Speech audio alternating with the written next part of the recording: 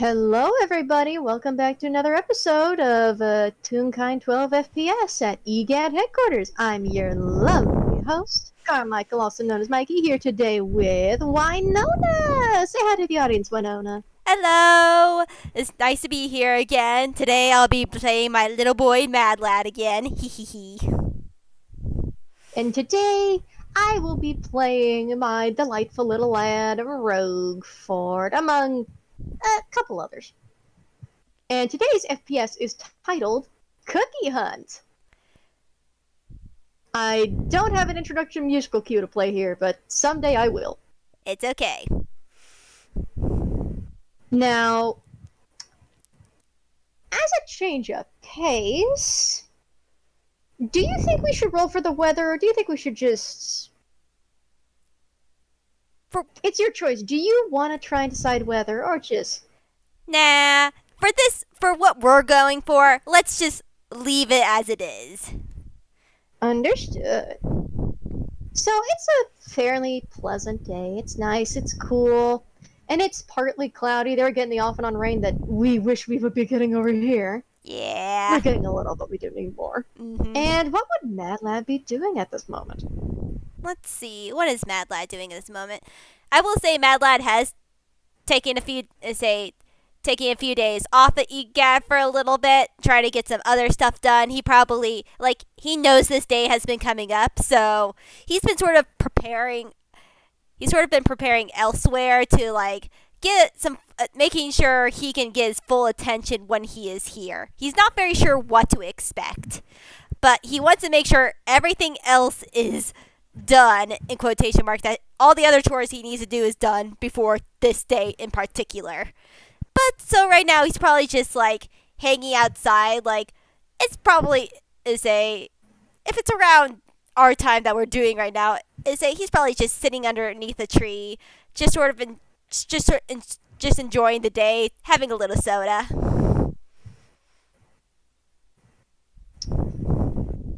Cool.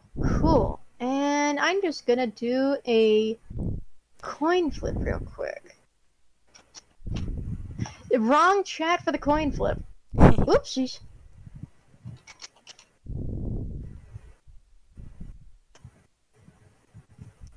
No, you had it right in the roll zone. No, I just posted in Roll Zone. I was typing an audience chat for a minute. That's enough. what I did. Oops, wrong chat. I see. I did not send it. I just caught myself before I could. Fair enough. So, as you're outside just minding your business, you do happen to see that Roguefort finally comes back from his walk with all his dinner critters tailing behind him like a little line of ducklings. Hey, Roguefort! Now that just does a hand in greeting upwards as he's in between sips of soda. Roguefort turns, and although there is no mouth to be seen, you can see the smile in his eyes as he lifts one of his clawed hands and waves. Bonjour, Monsieur Madlad. Everything going well today? Yeah, pretty well so far. Just been chilling. Takes another sip. Well, it is a good day to chill, as it is said. Certainly fine weather for the dinner critters to be out and about playing. Oh, yeah. Thankfully, none of them can get muddy. Mm-hmm. He glances over at the fact that it very clearly looks like, even though they haven't been covered in mud, a couple of them are tracking mud. Yeah. Just is a not entirely muddy, but still muddy enough to have fun. Yeah, because Mad Lad's looking at their little feetsies. It's just there's still a little bit of mud. Mm-hmm.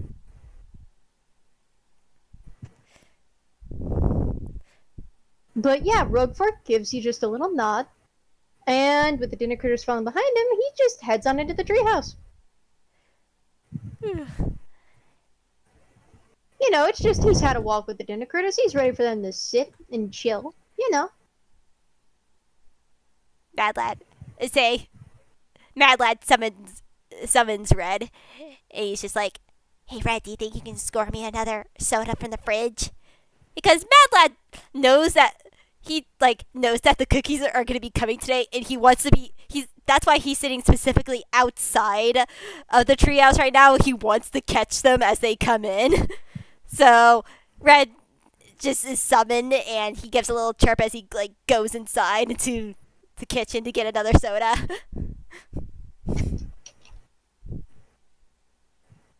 And with Red's training, he thankfully doesn't knock anything over on his way in, so admittedly, it is a bit of a sight, because Belle is somewhere just sitting forlornly to the radio, and he just kind of hears the bug walking behind him, and he turns, because he's sitting in the kitchen listening to the radio. Red comes in, opens the fridge with a horn while Belle is just fucking staring, scoops up one of the sodas, kicks the door shut, and then just trots on off. Belle's just left, staring, looking at the fridge, the bug, the fridge, the empty door where the bug was.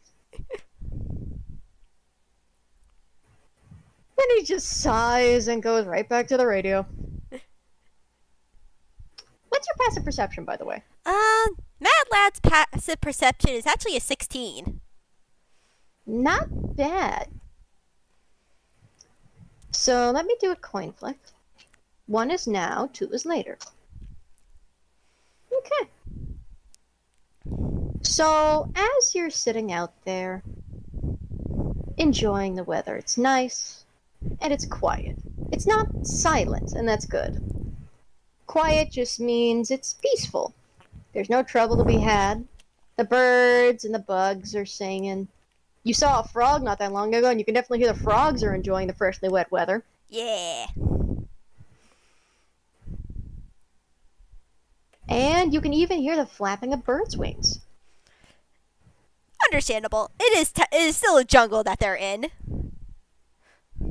And then the flapping gets closer. And then it gets closer. Would you roll me a nature check? Yes, indeed. Let's see. What is your nature modifier, boy? Okay. That is a 10, 11. Yeah, 11.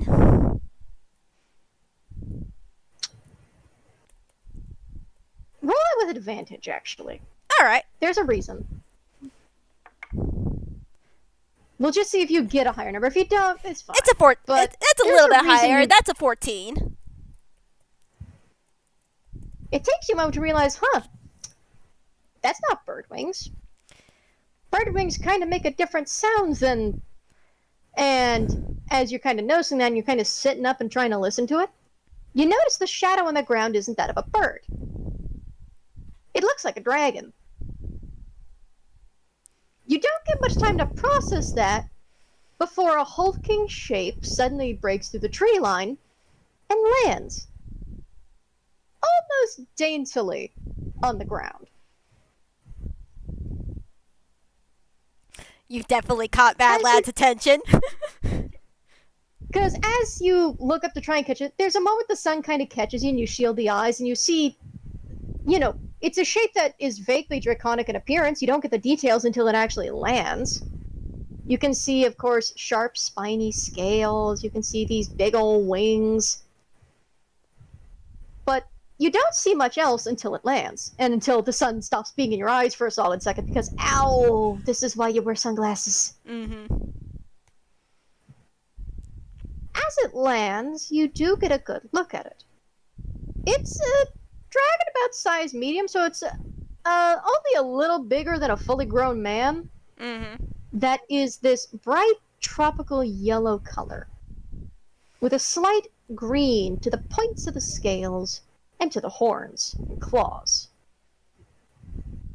It has leafy looking frills here and there, but for the most part is very bulky, sharp, and you would almost argue menacing looking dragon? It kind of takes you a moment to register as a dragon, because you almost think, maybe a drake? No, it's got wings. It's got wings. And as the wings come down, you see a shape hop off the back. and just land on the ground. And this shape, be honest with me, when you heard that one of the hunters was going to be a cookie, or that the hunters were going to be cookies, how big were you expecting them to be? Be honest. Dwarf size? Like actual cookie size, dwarf size, or human size? More dwarf sized. Not as big as a human, but not like as short as like a halfling. You would be incorrect. This almost gingerbread shaped cookie woman is the size of a fully grown woman. 5+ feet, standing at full adult height.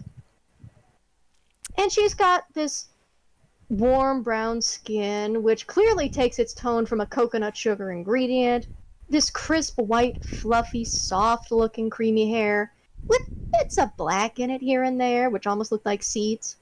It's pulled up into a ponytail with an accessory that clearly combines flowers of coconuts and what appears to be something else. You're not sure what. You would actually need to roll a nature check on that. And is also wearing armor of the leather variety, though the leather is clearly made from some bits of scale and skin, or is at least sewn in the pattern of scale and skin. You can't tell from this distance. Again, with that recurring yellow and green theme. It's got fur shoulders to the neck. It's got this great big old kind of, not necessarily a proper cape, but sort of a capelet. You can't really tell.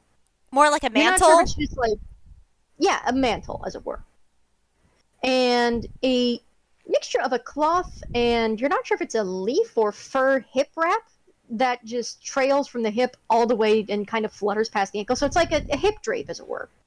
Mm-hmm. And as she kind of lands, she approaches the door and gives a knock. Mad Lad sees this, takes a sip, and he's like, can I help you? Huh? And she kind of pauses and turns. Oh! Sorry, would you be with the guild? Yep. Oh, wonderful! I'm here on behalf of the food court. I'm here to accompany Roguefort? Would you happen to know where he is? Mad Lad is it's just this, like, he's sort of, like, he got that on the nature check, was it, that you mentioned earlier, he did get a 17 as he, like, looks at this cookie. He's just like, okay, this is not exactly what I expected. I expected you to be a bit shorter, but he's like, he's somewhere inside, but what do you need with Roguefort? Oh! Well, I'm going to be accompanying him from now on, so I need to introduce myself and find him. Or find him and introduce myself. I get that mixed up a lot. The dragon seems to affectionately roll their eyes. For how long?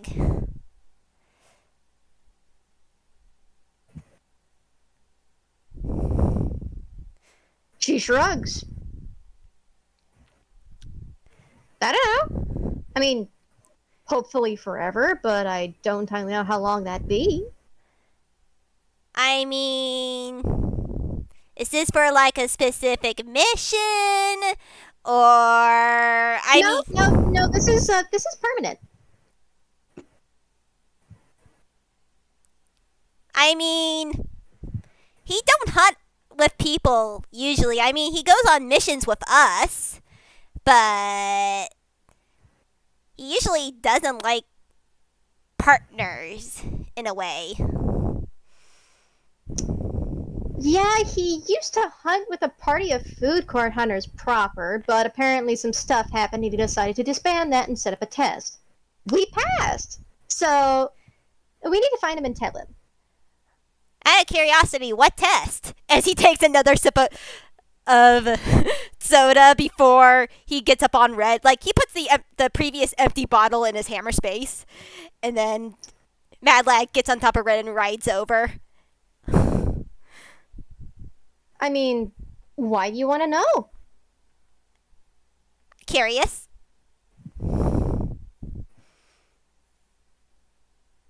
As she's about to explain, the door opens, and I'm going to coin flip for who answers.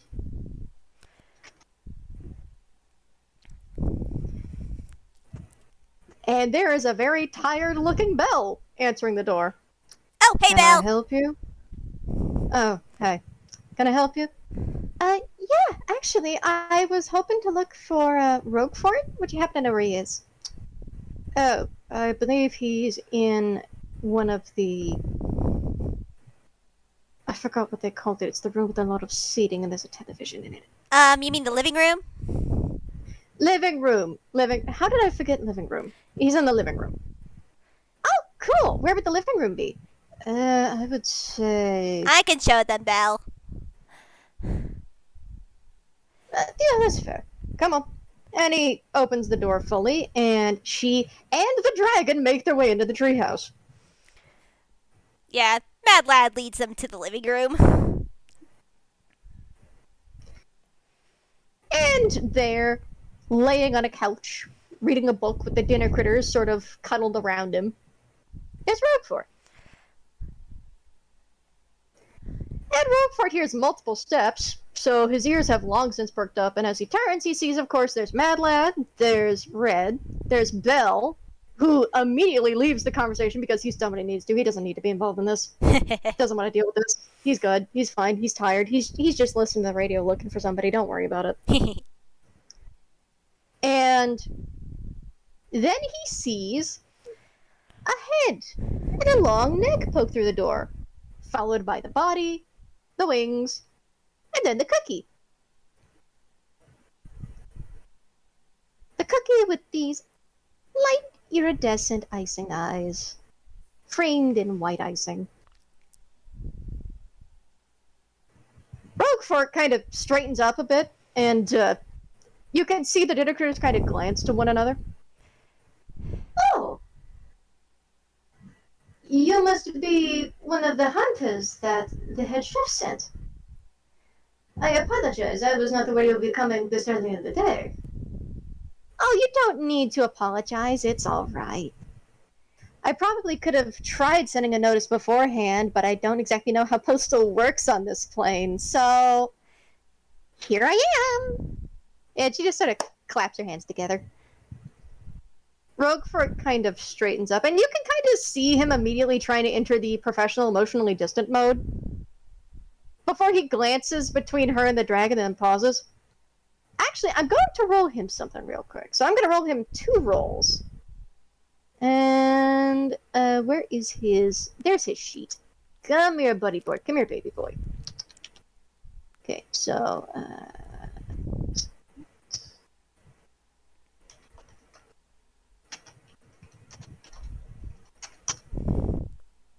okay, yeah, he's gonna definitely notice it. Let's see if he recognizes it. So, 1d20 plus 1.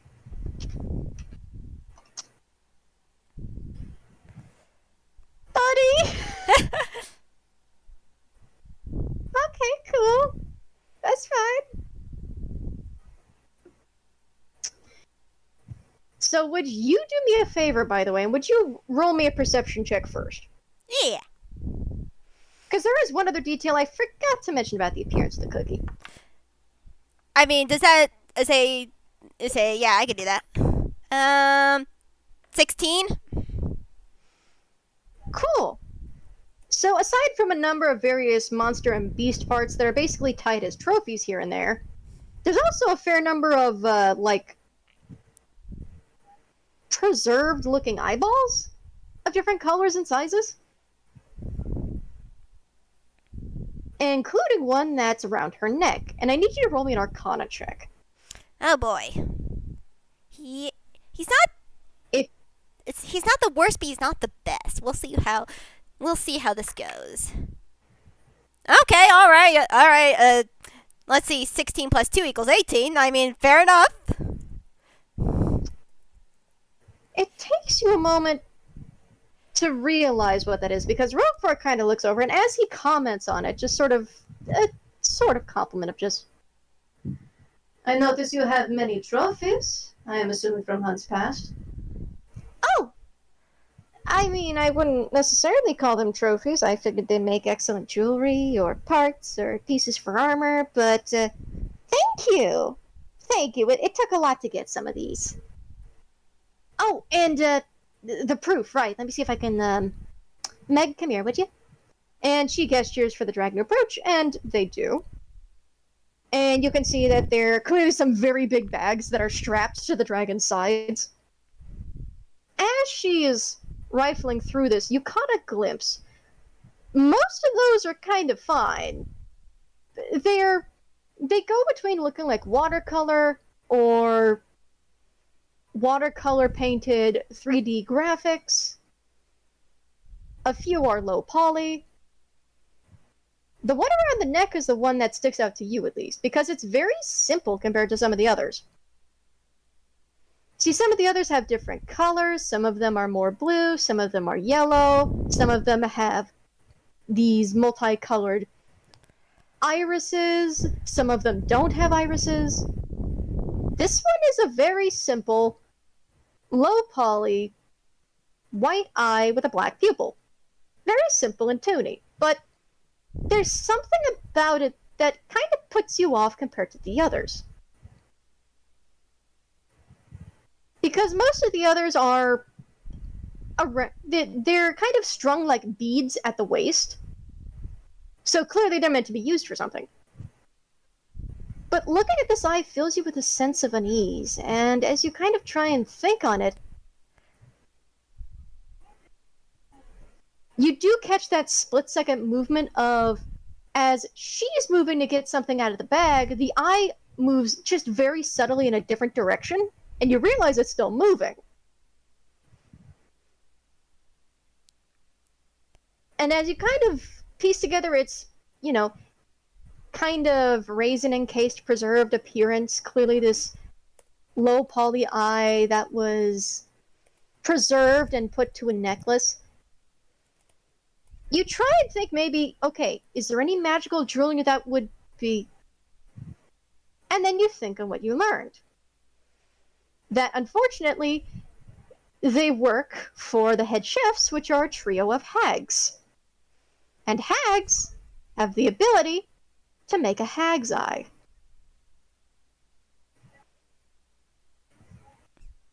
To watch things from afar if one of them is on the same plane. Okay. If that's a hag's eye, that means at least one of the hags is staying on the material plane to supervise Roguefort. And he has a guess of who in particular, but he's not going to jump into any assumptions as of right now. He has a theory, but at the same time doesn't want he doesn't want to put all of his eggs in one basket.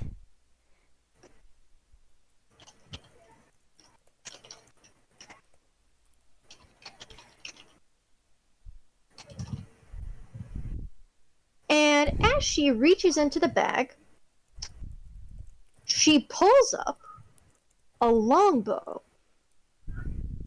And it's a very pretty longbow. This has clearly been handmade, customized with various tendrils and finned assortments from what's clearly a draconic creature. All this sort of dull, vaguish green tone that you think would very easily blend into the underbrush of a forest or a jungle. Most likely a forest. There's a way that the tendrils on it move slightly that kind of puts your brain off, and for a moment you almost don't identify them as draconic until you realize, oh, scales and tendrils and quills. How odd. And that clearly looks like wing leather. And she happily skips on over to Roguefort and, with a bow, presents it. A gift. For you, Monsieur Roguefort. One of Roguefort's antennae and eyebrow on the same side slowly lift. He reaches down and picks it up. This was made from parts salvaged from the Jabberwock. Roguefort slows at that and looks it over. And when that's mentioned, from the role that you had last time you heard about the Jabberwock, yeah, you know what? Now that she says it out loud, yeah, you can see it now. It's not a bad-looking longbow, but part of your mind almost would have thought green dragon, but the scales aren't the right consistency for green dragons. Mm-hmm. They're not as hard as green dragons would be. There's a very strange, soft, fleshy consistency to them compared to others. That doesn't betray the fact that they're still scales and tentacles and tendrils. Make no mistake, but like, it's not the same as the dragons you're used to. Is the reason to throw your brain off. And as Roguefort is looking it over, you can see that threw him off as well. Because I'm also going to roll him a nature check real quick. Which makes sense. Mad Lad has heard of other sorts of dragons. Of course, wyverns being the most common, while also there being hydras of the sort, along with sea serpents technically being dragons also. He has not ever seen a Jabberwocky for, well, reasons. I mean, they're not... Good reasons. Yeah, good reasons. They're not even on the material plane. It's just all in the Feywild, hence why he hasn't seen it.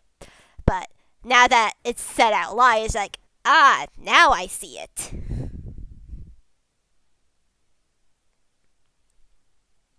Roguefort, however, doesn't seem to get a look of recognition immediately. He realizes it, but like, considering what you know, Roguefort, you think maybe in one of his previous rebakings he might have forgotten what the Jabberwock actually looked like. That's very sad to think about. The Mad Lad does pipe up. It's like, Jabberwock? Isn't that the thing from... I've heard about it. It's said in fairy tales.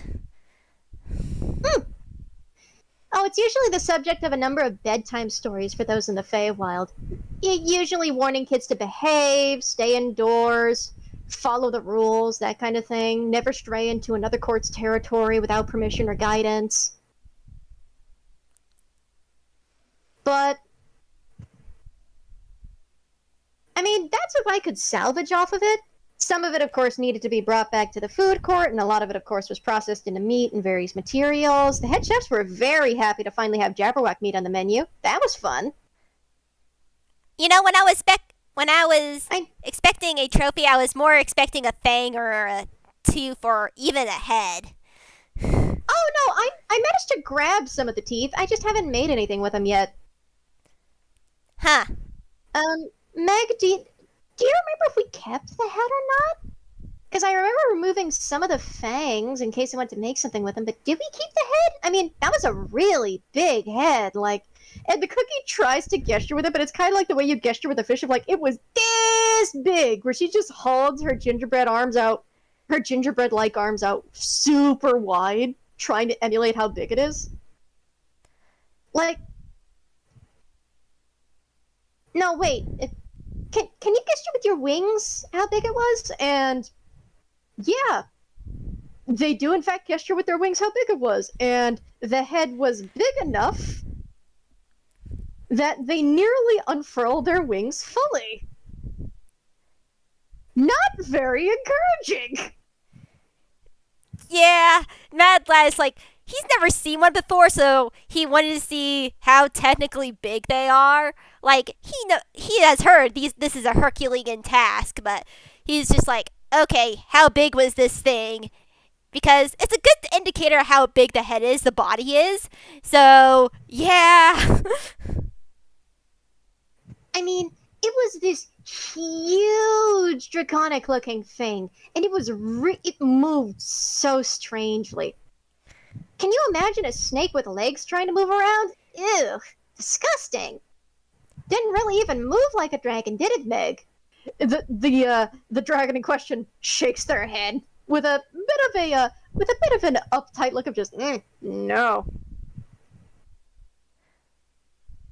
But Roguefort, of course, glances at that and then looks back to the bow, sort of runs his fingertips along it. The ears flick for a moment, and then he. Well, I must thank you for making such a wonderful gift for me. I was hoping to find a means to upgrade my own longbow, but if you are going to present me with something such as this, it would certainly be rude for me to say no. Thank you very much, Madame. Oh, right. Silly me. I should have started out with the introduction. I am, and she takes a deep breath, just straightens herself up to look as proud and heroic as possible in her armor next to her dragon. Coconut Blossom Sugar Cookie. And this is my partner, Big. And they do what is practically point for point the Will Smith pose to the dragon, who also does a similarly triumphant pose. I'm going to roll performance to see if that impresses Roguefort or not. Madeline looks at you, she's like, coconut sugar cookie? Coconut Blossom Sugar Cookie.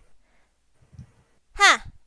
So, do you want us to call you, like, Coco or Blossom for short, or... I mean, I've gone by Coco, I've gone by Blossom, I've gone by Bloss before. It really depends on Mr. Roguefort over here.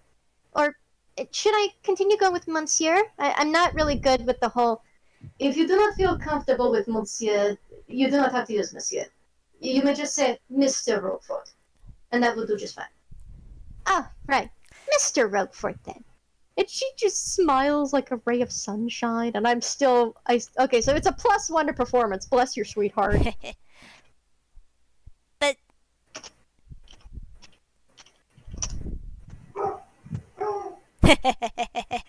Unfortunately, Roguefort does not look very impressed.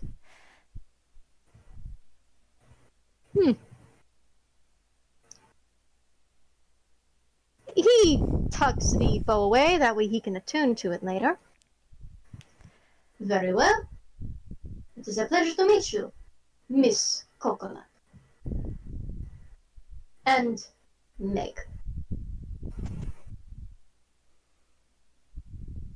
She kind of pauses for a minute at that, because she kind of notices that Roguefort still remained very stiff and bowing, and immediately moved on as he's continuing to talk. Because her arms kind of just sag a little bit while she was trying to maintain that pose for her partner, and it just sort of falls flat.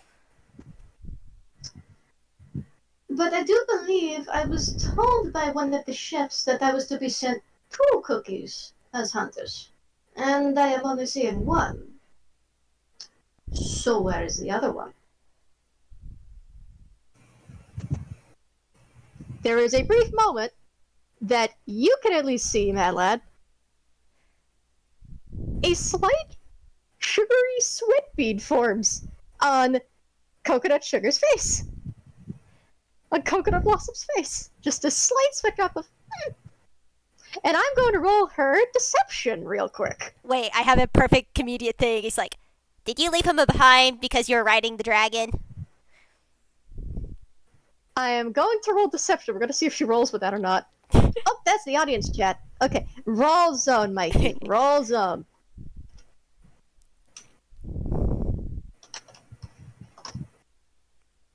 Okay, cool.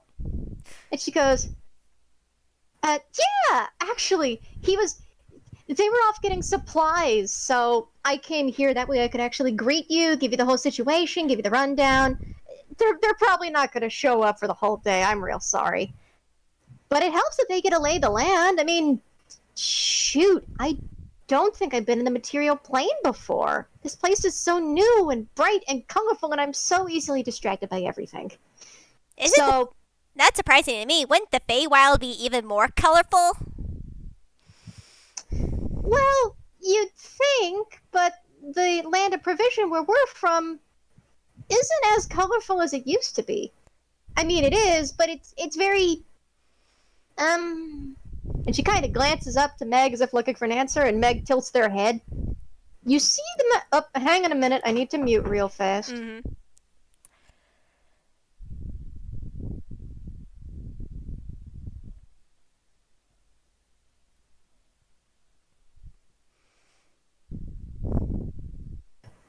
Apologies, Ma came in for a pencil sharpener for the makeup pencil. Fair enough. And you see the dragon kind of tilt there, and you roll me perception. Let's see if you actually see this. All right. Well, see or Not hear. 20.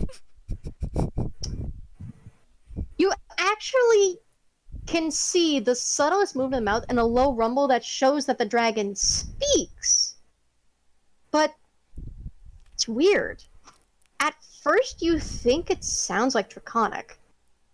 And you would know Draconic, but if you were trying to translate it into normal Draconic, then the word that it translates to doesn't make sense. Because why would they say mango in this situation? That's a little weird. Mm-hmm. But if this was normal Draconic, you'd understand it. It sounds similar, but it's not. You don't understand what's said, and you are the only one that seems to know that the dragon actually responds when Coconut Blossom Sugar asks.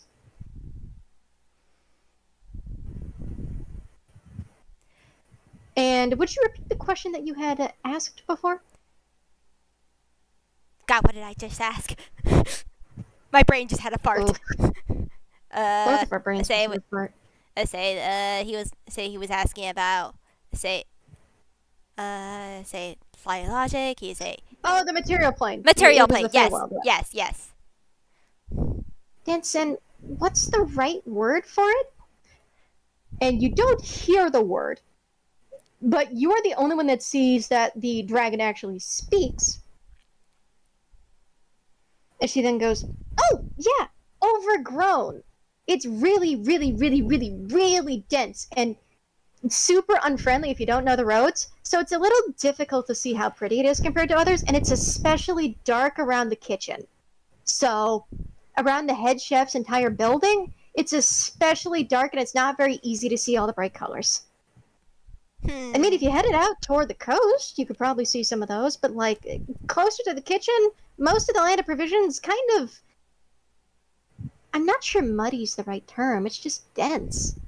So it's difficult to see a lot of the pretty stuff." Yeah, Mad Lad is The just dragon companion nods at that.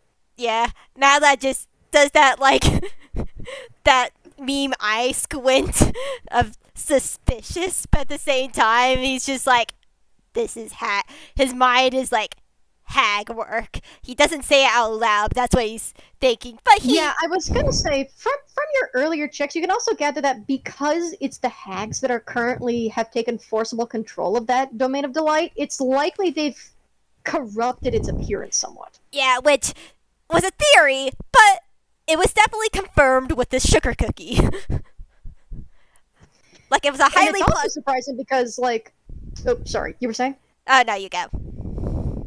Okay. And it's also surprising because, like, if that appearance was corrupted, you would have expected Coconut Blossom Sugar Cookie here to also look that way, but no, she's very nicely. She's very nicely iced. She's very nicely baked. She's very nicely drawn.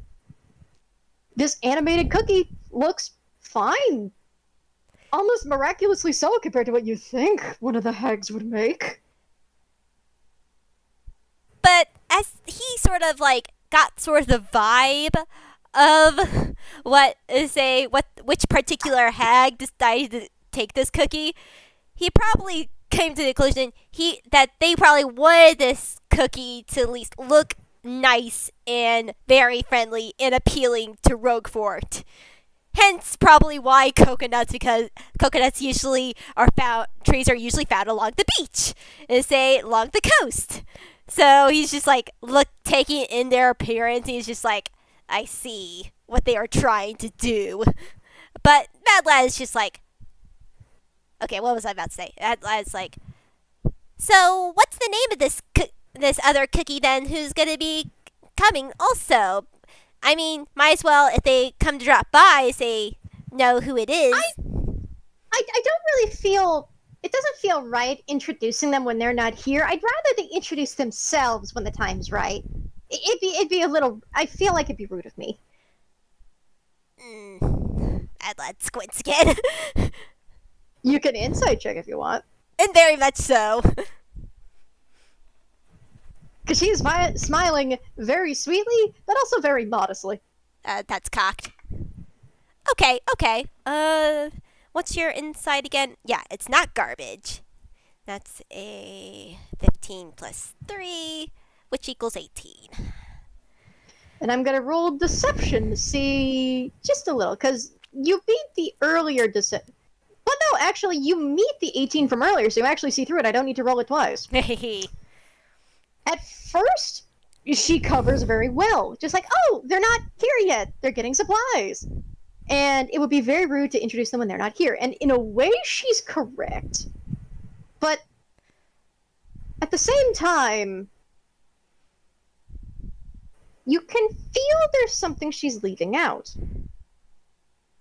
However, there are a few things you remember that you must keep in mind. The first is that you were one of the only ones to notice that Webella, at least through the call, seemed to try and act a little kinder toward Roguefort than you would assume the head chefs would. Mm-hmm.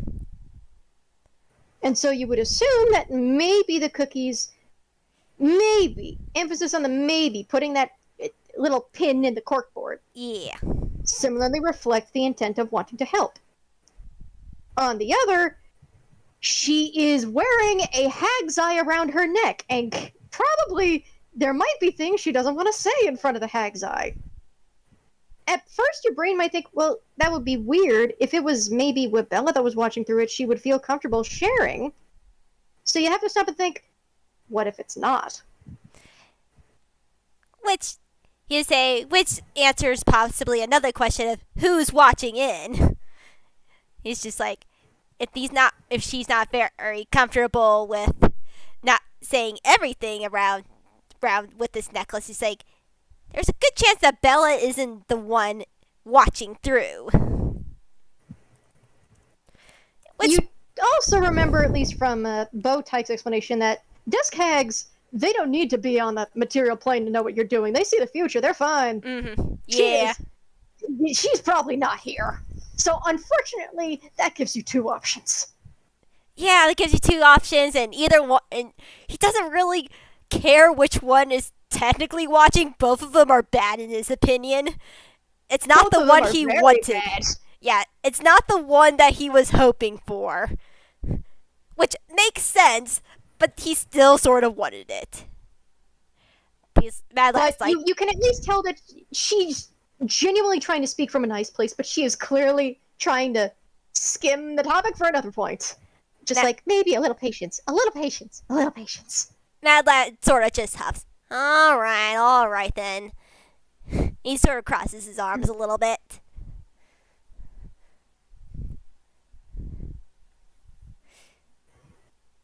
Now, of course, as part of the rule for joining the hunting party, I'm to accompany you ever and always until you fully, permanently, properly perish, or the hunting party is formally disbanded. And as I've passed the test, I cannot be disbanded from your hunting party except by the authority of one of the head chefs. Or by you if you had that authority, but you don't. Sorry for phrasing it like that. That sounds bad. But yeah, pretty bad. They're the only ones that can remove me from your party. But that's alright, because I was baked with two purposes in mind. And she again takes another heroic, confident pose. Slaying dragons and protecting you! Mad Lad. I'm rolling her one more performance because the dragon is going to actually try and help. So 2d20 plus 1. Yeah, that's a 17. You could almost see the way the sparkles are around her head as she's just like giving off this big, confident, assuring smile. She's clearly trying to look like a heroic type. Clearly trying to look like the knight in leather armor, not necessarily shining armor. Roguefort's antennae kind of flick a little. I am flattered. As I have tried to state in the past, however, I do not need protecting. And we have not necessarily run up against any dragons. Yeah. But still, your presence is appreciated. And I am honored to be working with you. Yeah, And he gives a bow. yeah, I say he's really good at hunting. And say he don't need no protection. I mean, he is, but he still died. Roguefort flinches slightly. Just slightly. That lad puffs up his chest. So what? He's back. Yeah, he's back, but we would like to see him not die again. I'd like to see him not die again. That'd be terrible. I mean, yeah, but I'm here. They say I can protect him too. The mouth doesn't move like it's forming words, but you do see the dragon partner kind of grumble a bit into Coconut's ear, and she kind of reaches up and just playfully swats their cheek a little, like, no, stop that. And they Besides, just sort of huff. I know he's a good hunter because I've seen him hunt, and he's also a really good teacher. They say he's taught me a few things. He's almost like a mentor to me. And that lad hugs his arm, Roguefort's arm. Roguefort slightly straightens up at that. As does she. And the dragon. Would you roll me an intelligence check real quick? Look, Mad Lad's playing them, and he's hoping this will go his way. No, that's good. Just. Okay, all right. Okay, that's a dirty 20. Yeah. For a moment, yeah, you're trying to play it up. You're trying to build up this rapport between you and Roguefort. And yeah, you've had adventures. You've gotten close. You've had fun. There's a moment that Roguefort goes a little, almost uncharacteristically stiff in your grip, though. He glances down to you, and as he glances back up to her, she gets a pleasantly surprised look, but the dragon does not.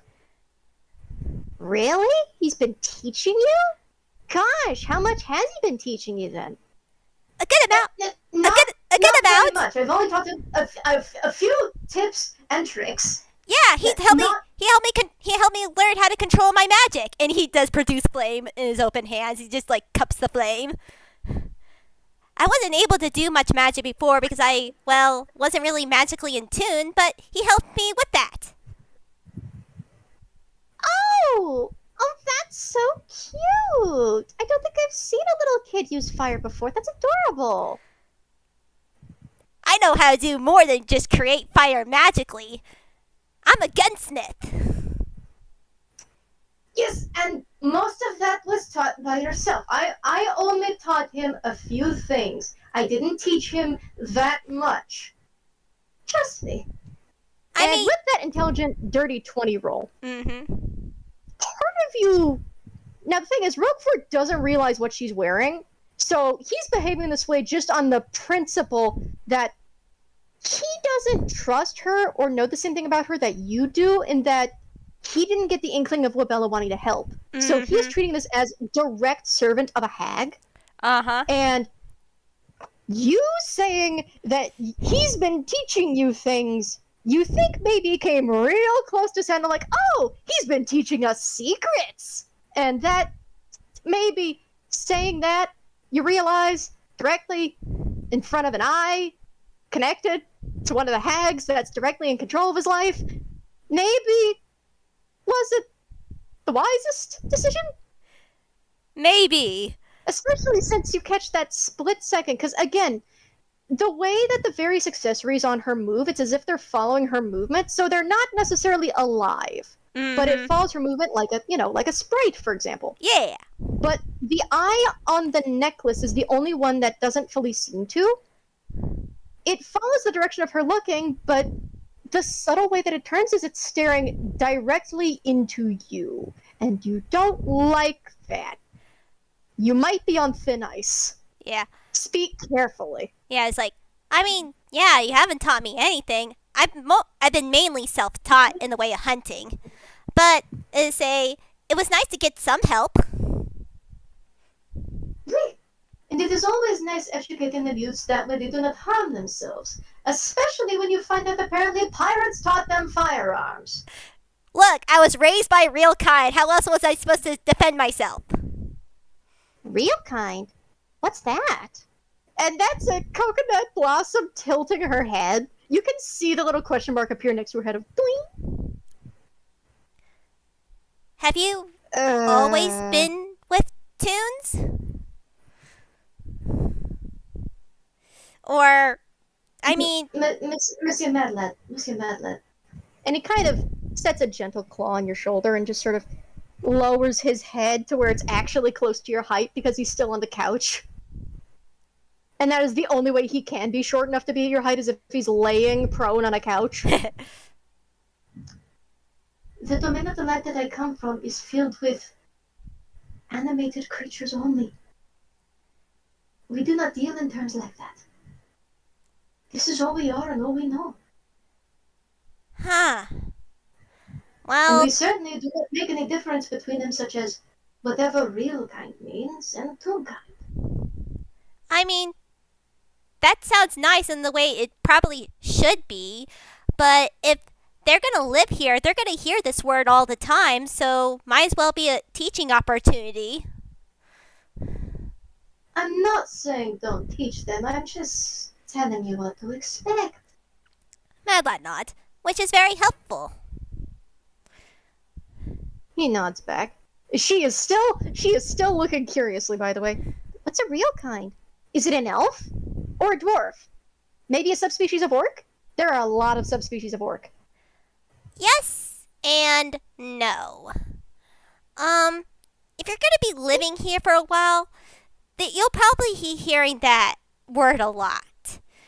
Because, well, I'm considered a Toonkind, or at least a variation of a Toonkind. There is Warren, there's Frankenalley, there's UPA, and the people that have my design have an outline. They're called Toonkind, and everyone everyone who is not like me, who doesn't have it outlined, is called a real kind. Oh, well, that's funky. Yeah, Huh. Meg, why didn't you tell me they were real kind? The dragon's head kind of tilts this way and that, and it kind of looked like they're going like, eh.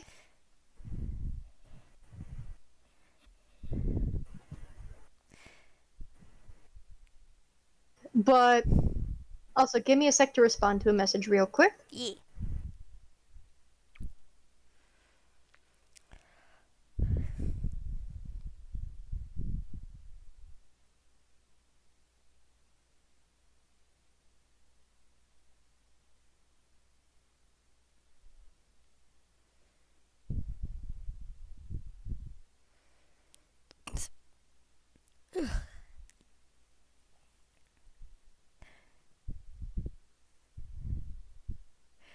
Look, Madlad has already bitten off more than they can chew. Whoosh. They're just trying to stay.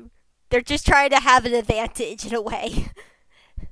They're trying to keep up with what's going on, and it's hard when they're a kid.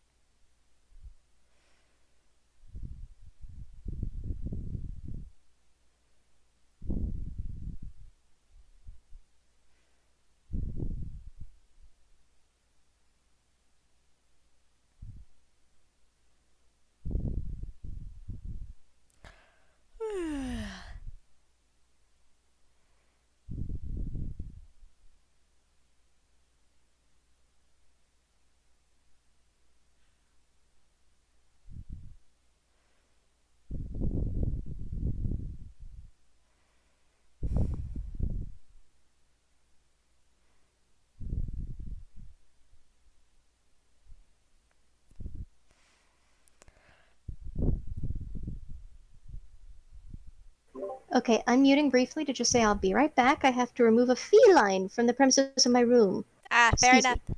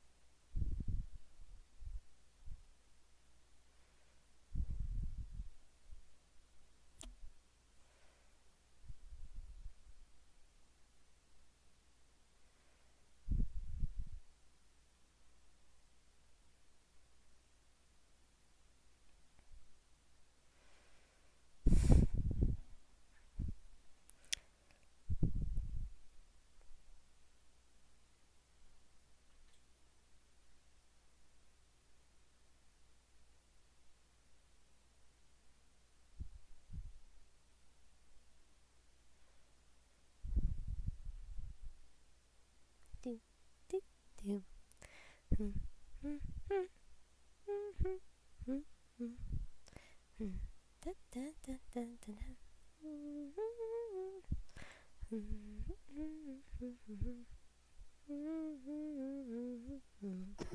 I am briefly unmuting to say this would probably be an excellent time to take our hourly break.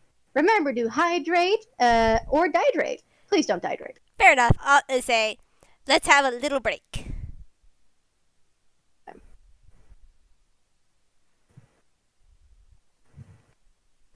Now, please remind me what the hell we were talking about before we decided to take our break. Uh, they were talking about the material plane, talking about real kind. But it's sort of Yes. it was a dipping. There was a dipping conversation now. Like there's a lull right, Yeah. right now. Well, it doesn't seem like he really knew about them either, or that they'd want to talk about it. But which is fine. Which is fine. I mean, It'll be a fun learning experience, and Mr. Roguefort can tell me all about it. Right. yeah. Honestly, I'm a little bit jealous that you see no difference because that's the way it should be. But that's a different topic for a different day. I mean, why would I see a difference? Exactly. You just keep thinking like that. But again, this is something that you will need to know. But again, we could talk. Say either of us could talk to you about this later. Mm-hmm. Especially since we're probably gonna head out here in a minute because, Mr. Roguefort, there's kind of an issue with the road leading up to the treehouse. Oh, what's wrong with it? What do you mean? What do you mean issue? Well, really far down the path, uh, I kind of noted. I took the flight route here, so managed to avoid it. But I don't know if maybe the veil to the Feywild thinned or not. But along with the roots cutting into the road that leads to this treehouse here, a pack of displacer beasts has moved in. I Okay. noticed them with the wreckage of what appeared to have been what probably was somebody's cart at one point, Ooh. and a few horses. That was about it. Ooh. We don't need to go after them now because the likelihood is they're going to be out and hunting. But if you want to get to oh no, we can. We can, We will get to them as soon as we are able. It's fine. and I can help. We will need to make. No, I would say no. No, I can help. Don't worry. Nat, say, These are I'm so happy. Nat, say, Matt Lad rolled a nat 20 for a wisdom save, so there is no discomfort. There's no visible discomfort that Mad Lad is currently like people are currently seeing once displacer beast has been mentioned. delightful. Honestly, perfect place for it. But anyways, Listen, if it were any smaller hunt, I would be more than happy to have you accompany and watch and learn. But these are displacer beasts, Monsieur Radlard. I know I can handle them. I'm fine. I can help you And guys. they can handle you into many fine pieces and ribbons and sinews. They're very good butchers. And they're very good at butchering children. Good thing Mad Lad rolled a nat 20 because you. But Mad Lad is just like, I can handle it. At least I can handle it with you guys, of course. Yeah, I mean, if he's coming along with us, there's no way we'd let him get in harm's way, right? Roguefort just gives an unamused look to Coco, but Coco is just beaming and actually kind of steps up next to you, which is also then how you notice, oh, geez, you are a very small child and she's a very tall lady. Well, Yeah, which tall again, for what you assumed was a cookie. yeah, I should say she's taller than he thought she would be. He thought that maybe be around dwarf size. This is a regular human size. I mean, hey, if he's going to watch the best hunter in the food court at work, he's going to be in safe hands, especially with us here to help. And she just beams a smile at that, and he just stares, takes a deep breath. Come on. You know if you leave him here, he's just going to get worried, and if he's a little kid, he's probably going to do something stupid like follow us and get in trouble anyway. Right? Mad Lad nods.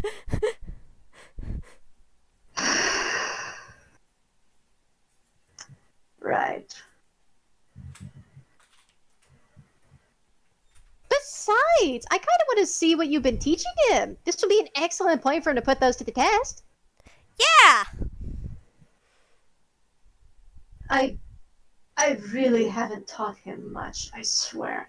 Hey, don't worry. I don't think you taught him too much, but I mean, anything you could teach somebody would be good, even if it's a little. Yeah. And you do not want to wait for your second cookie friend? Oh, they'll be fine. They'll be fine. Again, they're just getting supplies. We could just tell them about it when we get back. But I'm rolling Roguefort an insight check. mm-hmm.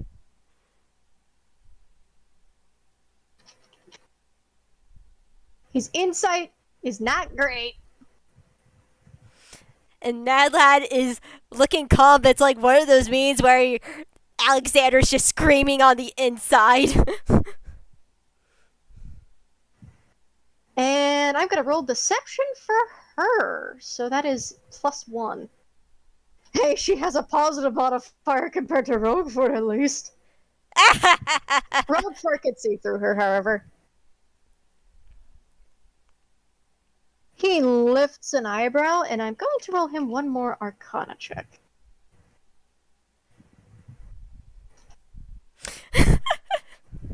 He still doesn't realize that's a hag's eye around her neck, Roguefort, honey. Why are you so smart in some categories and so stupid dummy in others? Yeah. Though Mad Lad pikes her, but you said hunting them would probably be better later, which is good because I just remembered I got something. I just need to do one thing for a friend, somewhere else. So, is it? Yes, actually, why don't you go ahead? You can do whatever you need to. I'm going to have a little chat with Miss Coconut Blossom here. Perfect. Go ahead. And Roguefort, you're the only one who like relatively knows about this, so you're the only one who would pick this up. So do you want to roll an insight? Sure, I doubt he's gonna roll very well, but sure. Sure, why not? Insight's a plus a to-hoo. I'm sorry, I picked up the way of saying to-hoo just from the fucking the No, I Tootsie Pop commercial. hee hee. Just a 1, a 2, a 3. Crunch. Insight is plus 2. Yeah, no. No, I'm sorry. You don't even. It was a 10. No, you get nothing as Mad Lad is just like finger guns. Gotcha. Cool. I will Yeah. say I will be back later. And he used expeditious retreat to noom off. Yeah, just Roguefort's a little occupied with grilling the new cookie, so to speak. So, And I will take the reins for a little bit as and I'm just gonna mute. and Mad Lad takes off to. I assume there is a teleportation circle near here, so he takes the teleportation circle back to Toontown, and then he travels west. Because west of Toontown, there is a rural area that is comprised of mainly forests. It is known to the locals called Aquila Bella, and is a even though this is mainly forest, there are small farm homesteads that where people live off the land. One of these homesteads is the aforementioned where Mad Lad's friend is, and basically adopted grandma Carmenia. And this place is special to not only Mad Lad, but to Alexander. This is what you would say is a hallowed ground for both of them. This is the place where they first brokered peace between the two souls, where Alexander can roam freely if he wishes on the farm, and since that moment of peace, they've been slowly building up trust. And though Carmenia is gone for the moment, that trust has been still, and that peace has been still there. And as they enter the farmstead, the farm is well taken care of. No overgrowth or weeds as Mad Lad enters from the forest to the large clearing where it is. In the middle of this large field, there's a cozy 2-story farmhouse with a barn and multiple gardens surrounding it. And Mad Lad hops over the fence, which is a low fence that surrounds the base of the farm. Since he doesn't need to open the main gate at the moment, he's not like pulling something like a cart behind a red. He then strolls over to the barn where there's another fenced-in area, but these are for the 3 giant real kind stag beetles that make their home there. Mad Lad and Alexander again take care of these beetles while Carmenia's gone. But since Carmenia is the one who mainly taught Mad Lad about the beetles, he's the main sort of caretaker of them. Hi, Gary. Hi, Mike. Hi, Fernando. Mad Lad greeted each of the stag beetles, and having to push Fernando slightly back to open the main gate to slip into the corral, where the stag beetles greet Mad Lad happily. You guys want a treat? Mad Lad smiles as he whispers as he pulls out some hard honey candy for the beetles, which they quickly gobble up. And while they are distracted, Mad Lad resummons Red, because he did put Red back into the thing before they left, because it's just it's hard to get a stag beetle around Toontown, especially if it's very crowded. So Mad Lad resummons Red, and they basically greet their older siblings, and Mad Lad tells them to have fun before leaving the corral and turning to the house. Which this is a cozy little cozy little homestead farmhouse. Even though it's 2 stories, it's very much in that sort of old style, and giving him in as he opens the door, he gives a gentle pat to the threshold, which this which is a greeting for him because this little homestead is actually secret to most people, but known to him. This house is a genius loci, though they are very shy.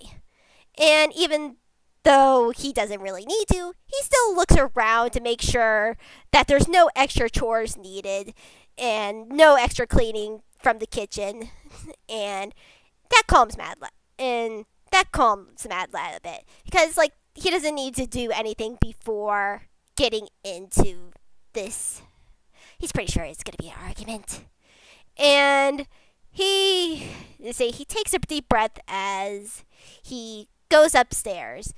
The wooden floorings creaking slightly as he climbs up the stairs to where the hallway is and leading from the hallway to the bathroom.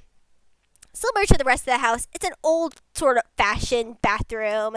It has like one of those giant tubs with like little legs at the bottom, and it's one of those very old fashioned bathrooms where there technically you need to bring water in to like heat it up and everything. So there's a container by the sink, but everything else is pretty nice because it's tiled floors instead of the wood covered ones, and also has a very colorful frosted glass mosaic window. You can't see out of the window, and people can't really see in because of the frostedness, but the light hitting the glass makes it a nice little design. It's very cozy. And he goes, and as he enters the restroom, he goes to the sink where there's a stool right beside it that he pulls up. Well, stepping stool, said kid. And he gets himself up on the stool and he looks himself in the mirror. There's a long moment. There's a long moment of silence. And the silence is broken by a visual change as we look into the mirror. Once Mad Lad's silvery eyes turned blood red in the mirror, which is very much a visual cue of how they both learned how to speak to each other, because it's very awkward speaking to each other in a room, especially a lone room. So this is sort of a compromise. So they can feel like they're actually speaking to each other in a way. And Alexander begins by saying, "You had no right to make that call." "What choice did I have?" You. No. You. "I don't give a shit that you need this. Have you forgotten that I was killed by one of those things?" "No, but there are no buts. You are completely disregarding my feelings about this, so you are not going to do this, and you're going to tell them that you changed your mind. Talking about being a hypocrite, you are doing the same thing. You just said that you don't give a shit about me needing this. I'm not a hypocrite. I am just trying to keep us alive. There's a difference. You don't think that I'm strong enough? I think that staying alive matter more than proving oneself." "These are hunters, Alexander. It's not just proving oneself. To them, actions speak louder than words. And at least Coconut seems to be very receptive about it. I don't care what that sugar-covered, fruity, tooty cookie says. You're going to get us killed. Do you not know what those things do? Were you not listening to Roguefort to say that they could rip us to shreds?" "Yes, I know what I'm getting myself into, and you should know that neither Roguefort and these cookies will let anything happen to us if things go wrong. Just like she said, I don't care. Screw you. I don't give a damn. I won't do it. I won't do it." Alexander's voice shakes at the end of that sentence, and so does his body. There are tears starting to form in his eyes. And Mad Lad is quiet for a moment. It takes a deep breath, calming himself. then places a hand on the mirror. Alexander, you don't have to. I'll be the one in control. You won't have to fight them. You, more than anyone, see how strong I become, and know what I'm capable of. Yes, and I know that you've been holding back at the guild. It cost you a life. How do I know that it won't happen again, but worse? Because I refuse to make the same mistake twice. Please, Alexander. I wasn't able to protect him once. I don't want anything like that to happen again. This is my second chance. If you had the chance, wouldn't you want to protect the ones you love? Another silence. If I had a second chance, we would never be in this situation. I would be in my room. I would be living my life. Look, I know you had a hard time with all this lately. You faced death instead of just an explosion to the face. You've seen it first. You've seen it firsthand. But I've fully died. I've crossed that threshold. It's an uncomfortable experience, to put it extremely lightly. As much as I hate to admit it, we are a lot alike. But even after your humbling experience, I am afraid that you're going to go back to your old habits, jumping in head first before thinking. I can understand that. But I promise to follow Roguefort's lead on this, along with the other cookies. I won't go gun blazing until I absolutely have to. Since, well, you know that. Yes, I know you. That's your main weapon. I get what you're trying to say. So you know that I will. See, I'll promise.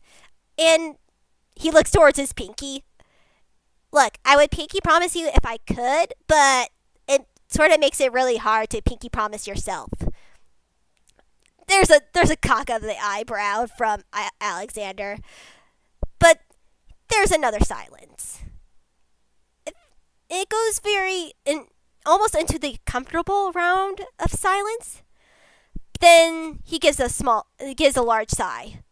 Unfortunately, you are like me, stubborn and determined.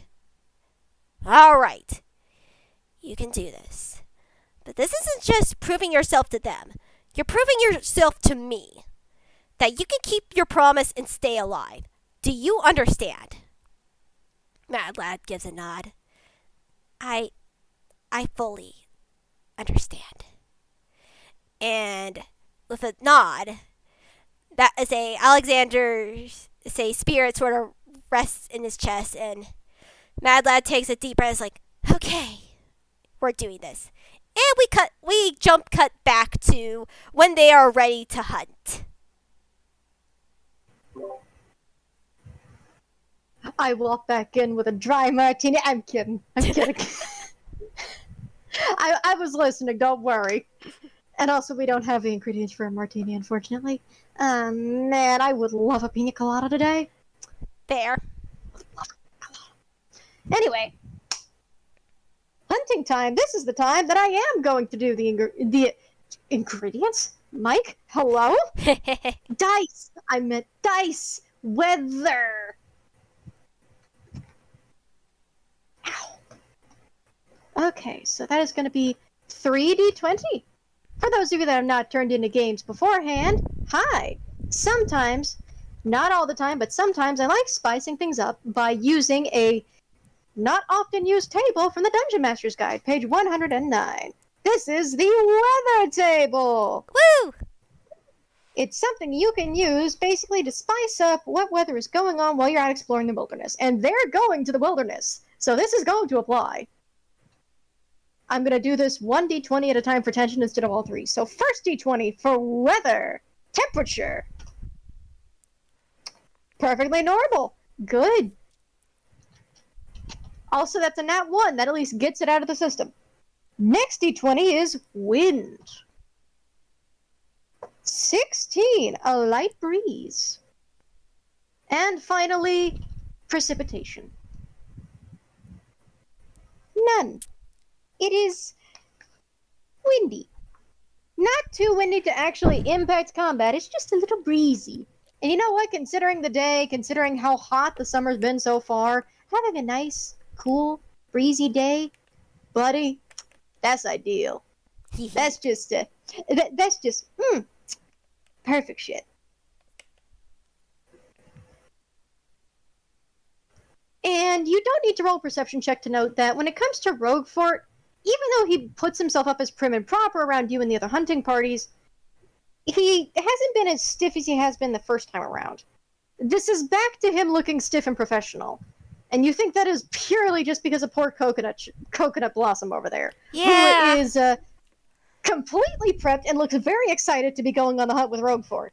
Like giddy as a schoolgirl, actually.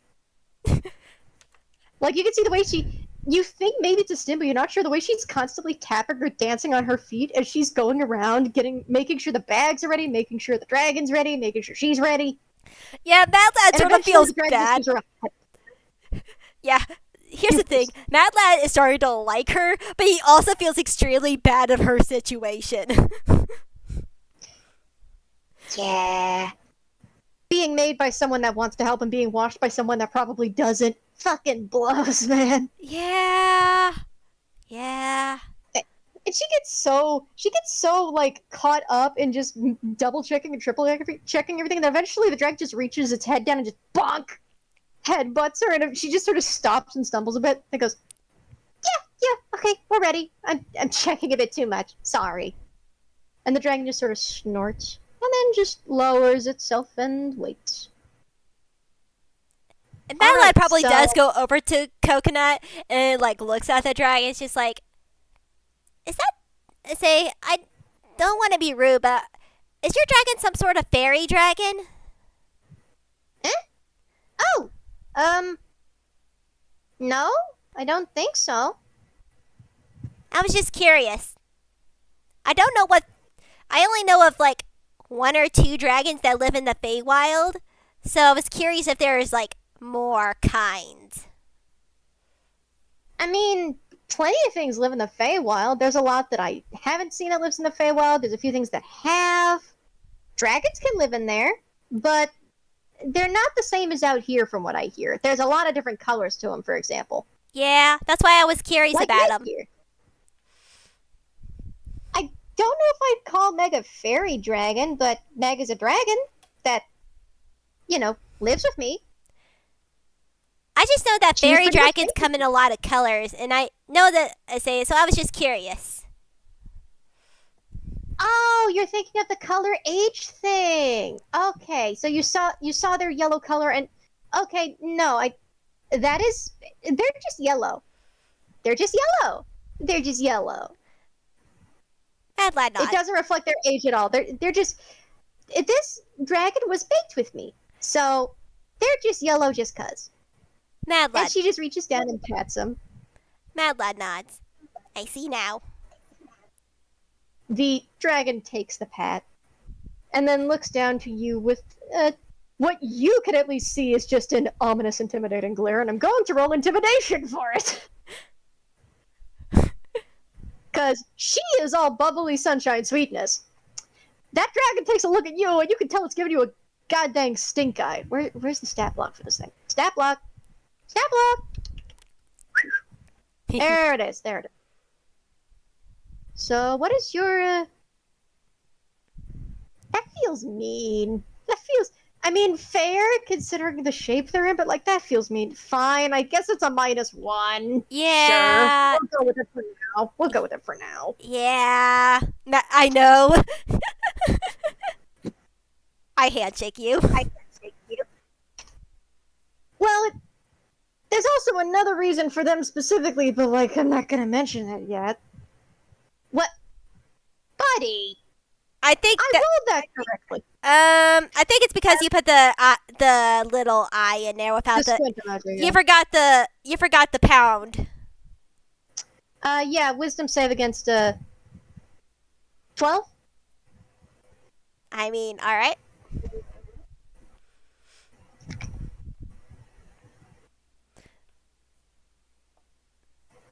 Uh, whiz. Wisdom save. That isn't your main thing. Me, me to, not me to beat it. I would say Missy beats it because he rolled a third. He got a 13. It's it's pretty spooky. You managed to not be scared outright, but yeah, you're getting the message across that you have been doubting Coco and looking at her the wrong way. The dragon has caught on to that and is now looking at you the exact wrong way of just squint. You And know, you can even see as that draconic eye, just that bright green eye, just narrows. do you think that would be told by a passive person? Like, do you think some, for example, do you think Red could see that with a passive perception of 12? Yeah, Okay, Red's gonna make an intimidation check for for that dragon. He does not like that this dragon's making the stink eye at his owner.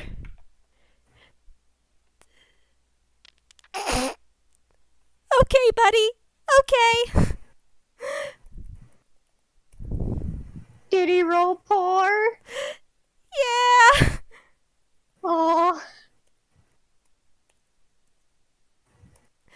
It's a 7.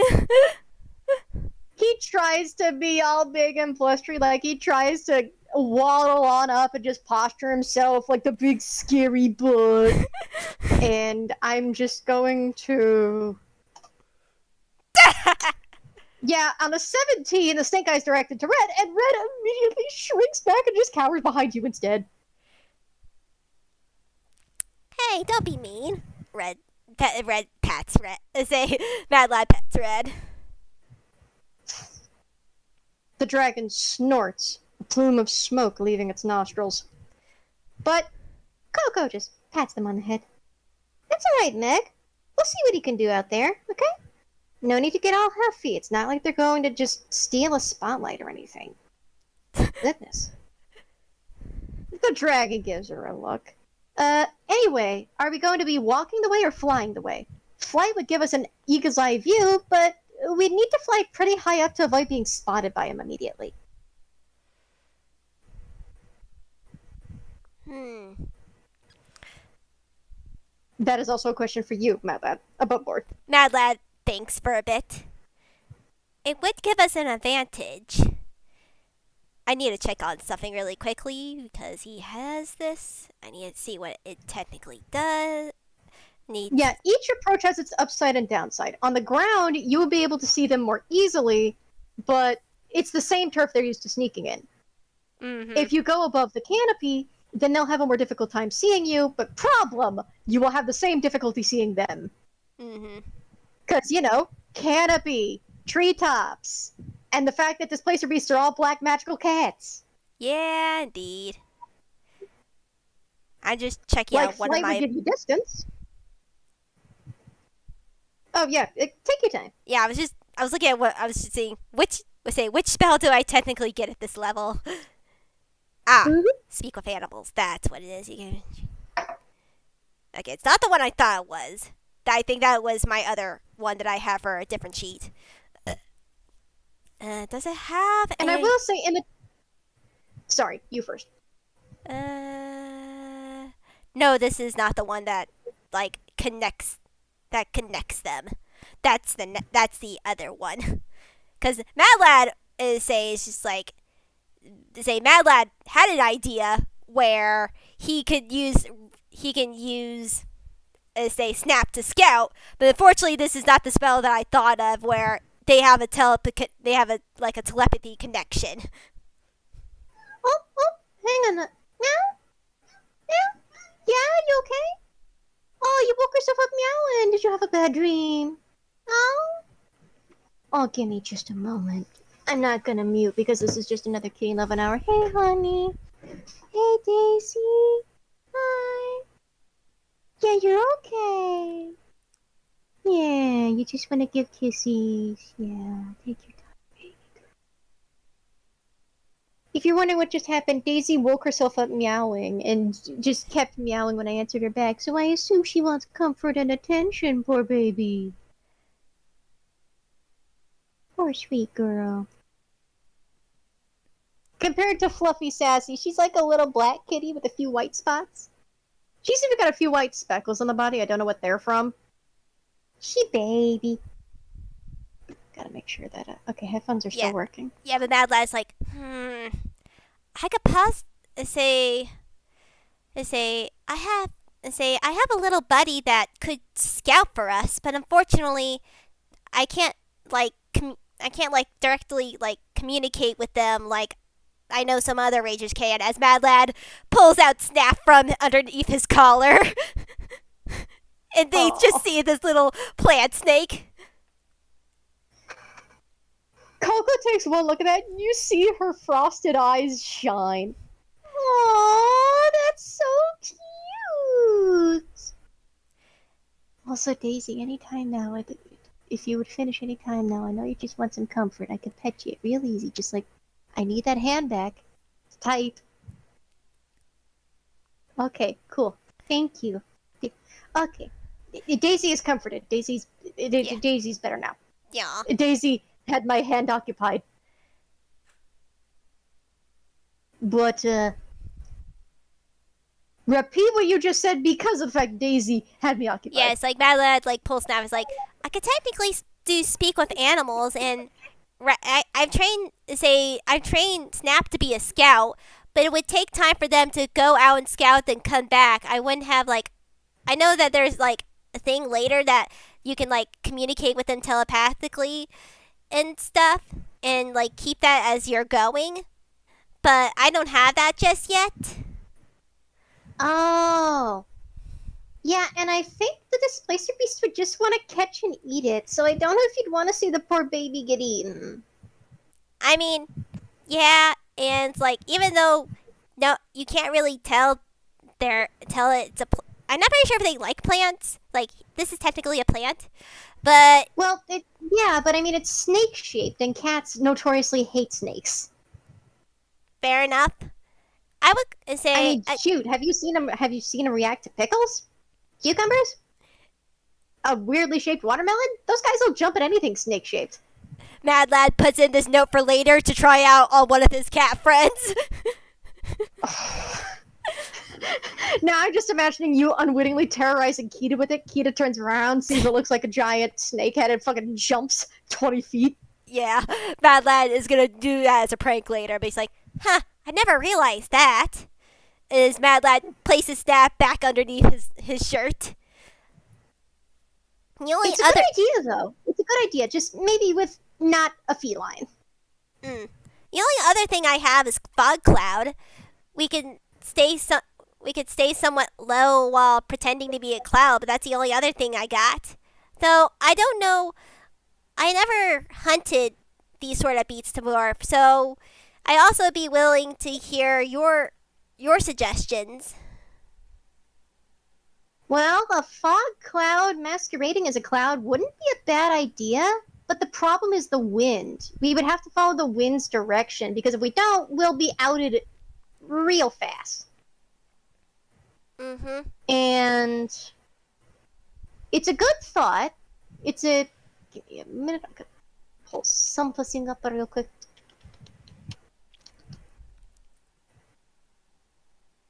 And okay. Now, I don't know a lot on Displacer Beasts, but they probably shouldn't be able to see us through the fog. At the very least, they'd have a hard time of it. But that gambles on if the wind goes the direction we want it to or not. And if it doesn't, we get spotted immediately. Mad Lad nods at this. But Meg here can camouflage pretty well into forest environments, so part of me thinks maybe if we stay low to the ground, we can blend in a bit better. Mad Lad. What do you think, Mr. Roguefort? Roguefort nods. I believe staying ground-bound would be best.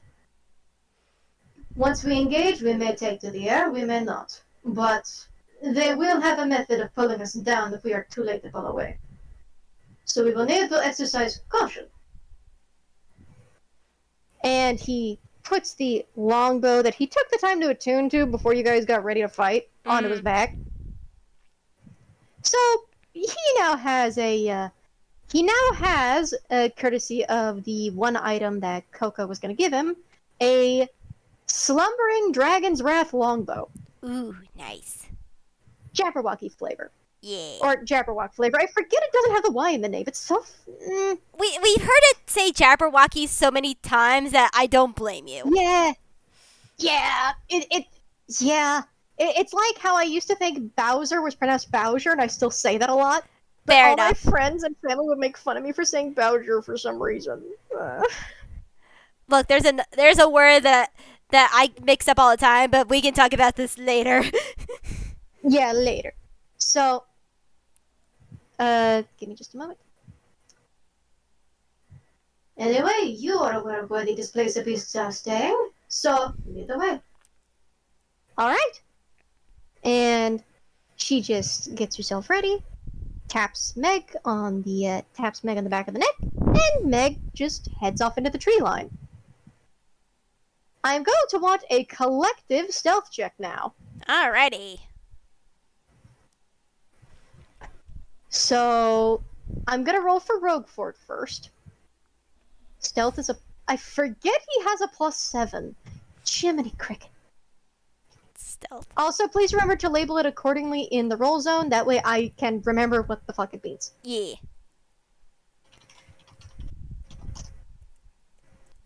That could have been better, buddy. That could have been better.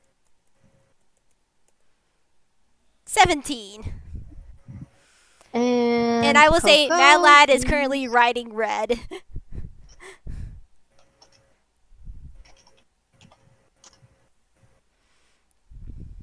And of course, the companion that I'll have to retune a bit later gets a +1 to it. I'm still sticking to mostly the flavor a Drake, Warden, Ranger gets, but like that stat block does not look nice. It's different. Okay, so give me a minute. I'm gonna calculate the average here, so give me a sec. Do you want red to roll with that too, since you're doing it for hers? There's a reason I rolled it for the dragon separate. Okay, fair enough. You do not need to roll it for red if you don't want to, but you can choose to if you want. If it's for a different reason, that's alright, that's fine. Say. Okay, so 14, 17, 15, 13. Average calculator. Okay, so 14, 17, 15, 13. 14, 17, 15, 13. Calculate. The average stealth of the party is 14.75. We're ignoring decimals because this is D&D and we don't do decimals in D&D. But let me just now roll for the creatures in question. Because their passive is 11. So in the very least. Mm-hmm. So perception is... Wisdom is a +1. Perception is wisdom, right? Yes. So this is going to be a collective perception on their part. 11, 10, 12. So... average calculator. 11, 10, 12. Calculate. The average is exactly their passive perception of 11. That's funny. That is funny. And also, it also fails. So, by the time you finally reach the location, the sun has moved a little in the sky, and it's... because it is summer now, it's not necessarily sunset yet, but you can see it's approaching the area of the sky where the blue sky is going to slowly start giving away to the start of the setting. I hope it makes sense what I'm describing. Like, yes. It's not actually close to setting yet, but it's close to starting to change colors from the yellows to the oranges. Yeah. Yeah. Okay, thank you. You get it. I would have felt dumb if I couldn't explain. But basically, what did I click on? There we go. It is the beginnings of afternoon threading into the evening. The end of afternoon threading into the evening. The colors in the sky are starting to change, and the wind is accompanying you on the ground. You maintain a successful stealth as you stalk through the tree line, staying away from the road for the most part, which Roguefort doesn't seem to complain against in the slightest. And eventually, you spot one of them. One of them appears to be just laying, sleeping, among the wreckage of a cart that has clearly been dragged off the road in pieces. It's not like they dragged the entire cart off the road. It's clear that this was like chewed apart and the pieces were just taken here. So it's more that they're laying among a pile of rubble and a wheel or two that would constitute, oh, that used to be a cart. As well as what is clearly the, not necessarily fresh, but not fully decomposed, meat-stripped skeletons of a couple horses. So it's clear that they've been eaten to the bone already. They just haven't. The smell has not gotten horrid yet. And there is a. You, mad lad, have not run into one of these before. Alexander has. Unfortunately, been on the wrong end of them. So when you think of a displacer beast, part of you thinks, oh, a big cat. So you're not thinking it's too big. You would be incorrect. You're thinking, oh, maybe it's the size of a lion or a jaguar. They're bigger. Displacer beasts are large creatures. Yep. So this thing would be the size of 2 or 3 lions fused into one, which makes sense considering they have a grand total of 6 legs, which are just curled up as they're just laying on their back, enjoying the sun. The tongue is sticking out just slightly. If you did not have the experience that Alexander had dying to this thing, you would almost think, oh, big kitty. Yeah. Yeah. But the mad lad does know, so he is on guard. And as you note that, Coco also kind of leans down into your little group huddle as you're hiding in the brush. There are supposed to be 2 others, though I don't know where they've gone at this point. Maybe they're also out hunting? Possibly? I'm gonna roll Roguefort a nature check real quick before we kick things off. So that is going to be +4. His eyes narrow. It is likely they will not be far off. Displacer beasts that live in packs do not go far from each other. And where there is one, the other 2 usually stay close. They have even been known to send a singular one out just to drag prey back toward the rest of the pack. We will need to be cautious. As he says that, he gives the gesture for the 2 of you to stay back as he starts sneaking out toward it. So, past this point, I am going to ask for initiative. So, because we haven't immediately started combat, but Roguefort is he is sneaking toward it. And this is very much a ticking time bomb situation. So. Alright. So I want you to label the initiative when you put it in the bot, that way I know what it's for. So Roguefort's initiative is +4. So let's do that. Bless your stupid heart.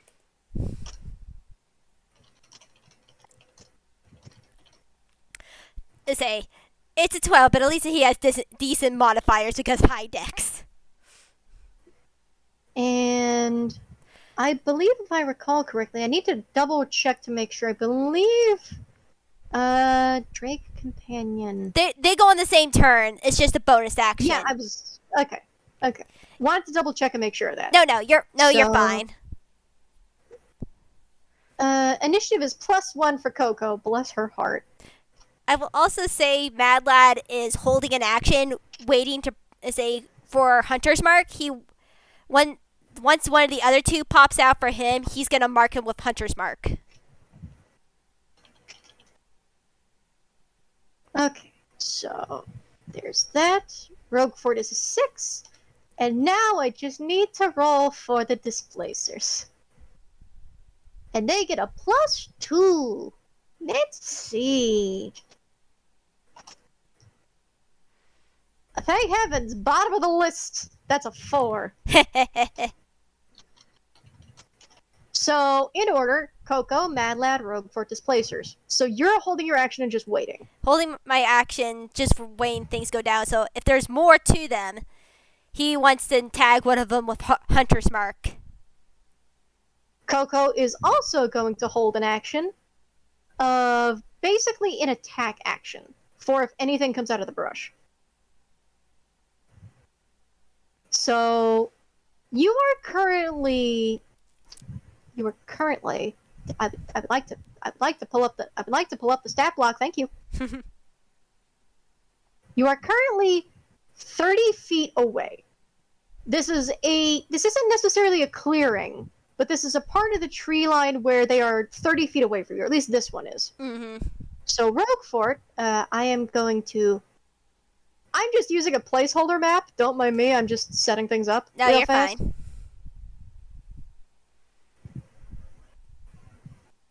Okay, so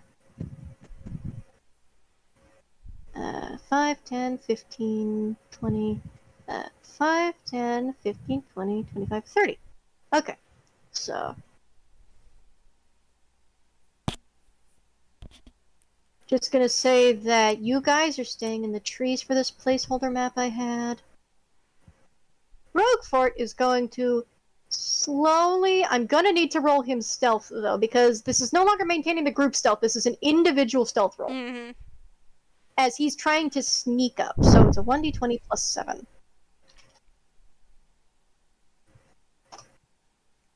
21. And I need to roll perception for the displacer beast. So Roguefort, 5, 10, 15, 20, 5, 10, 15, 20, 25, 30. Carefully stalks forward. And part of you hasn't fully seen Roguefort hunt in full light before, or in the very least not like this. Because normally when you look at it, it's like, this is a guy. This is just a guy. This is just a dude. Because, bipedal, might have multiple arms and multiple legs, but usually moves like a humanoid. That's not how he moves here. He moves the way a wasp would. Sort of hops between a few things, but crawls on all of his legs very slowly. You could see the way that his stinger sort of adjusts, and it's sort of adjusts. You see the way his antennae flick. And he draws his sword.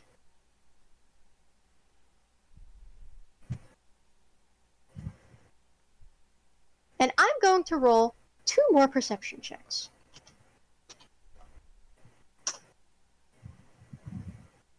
12s also will not notice immediately.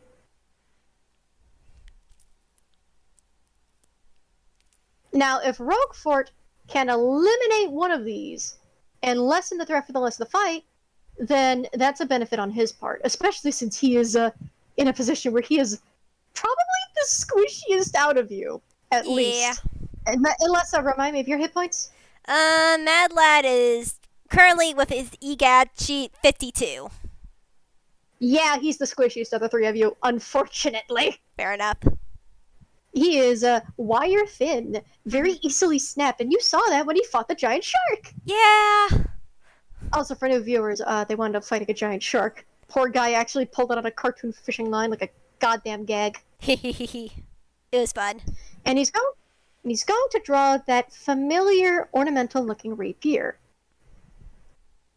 You know the blade of vengeance he has. And his touch is feather light.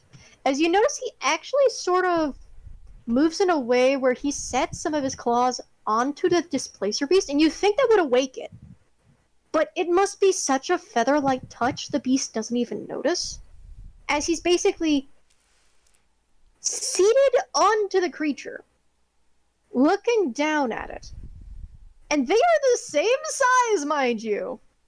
This is the exact same size because he is 10 feet tall, and this cat is probably 10 feet long at best. Mm-hmm. And probably also tall with the shoulder, but mostly long because you have to consider the tentacles and the tail and everything else. It is not your traditional. It's not like a Black Panther or anything by a long shot. Mm-hmm. And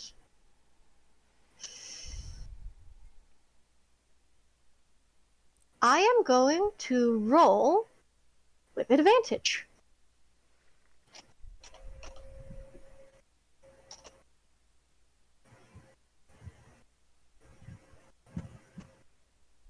Because the feline is unconscious and prone. Mm-hmm. If he can land this hit, it'll be 2 failed death saves and the cat will be immediately bleeding out. Yes, coup de grace, this pecker. So that is +8. Good thing he has advantage. Yeah. That would have been miserable for a nat 1. Yeah. Can you imagine having a sleeping target and you miss? Oh my god. He would never recover emotionally. Just that's it. He's lost his touch.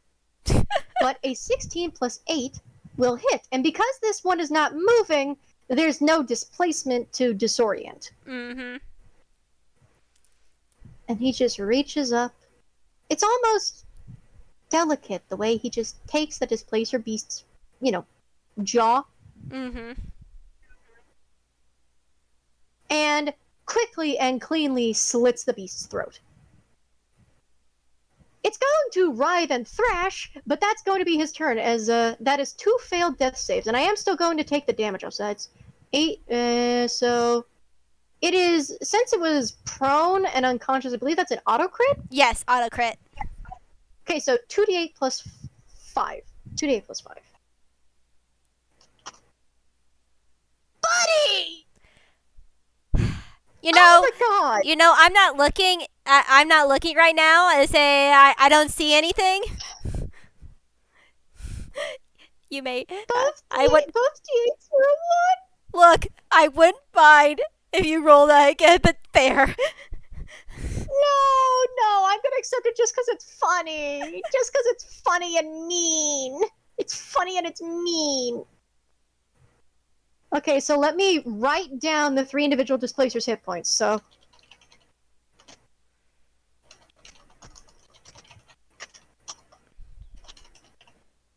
Spelled that wrong. Displacer 3.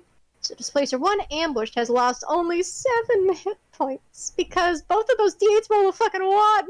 So that's 2 plus 5, god fucking bless! So, 85 minus 7, oh honey. Look, he got them while they were asleep. He got them bleeding out. They are bleeding out, so essentially if the feline does not find a way to mend its wounds somehow, or it doesn't somehow get Roguefort off of them, then another stab will do the trick. Mm-hmm. But while he started slitting the throat, this did not finish the job. So that is unfortunately, actually, hang on. Do you have an extra attack just yet? Oh yeah, you're level 6! Yes, you do! Okay, cool, we're doing that again. Yeah, unfortunately, that's the curse about multi-classing for Mad Lad. He doesn't have his extra attack just yet. Yeah, Yeah, we're gonna say 19 plus 8 hits. So the cat starts to struggle, but the displacer beast, before it can properly start raking at him, like you see the way the claws slash out, and I am still gonna roll them to hit because this is a dying strike. So one of the tentacles is gonna go for it. So 1d20 plus 6. 2d20 plus 6, so that's disadvantage. 15, I believe, meets it. So he actually is going to take damage from this. And that is 1d6 plus 4 plus 1d6. And it successfully manages to shove him off, but this doesn't save the displacer beast, as this big predatory feline, very much like a poaching expedition, just bleeds out very quickly. One displacer beast has been removed. He does, however, take 9 fucking damage from that. So that was a sucker punch. And he reaches up and rubs his face where the tentacle fucking just walloped him. I'm going to roll 2 more perception checks with advantage, so that is 4d20 plus 1. Hey, blaze it. So that's a 19 and a 17. And what was his earlier?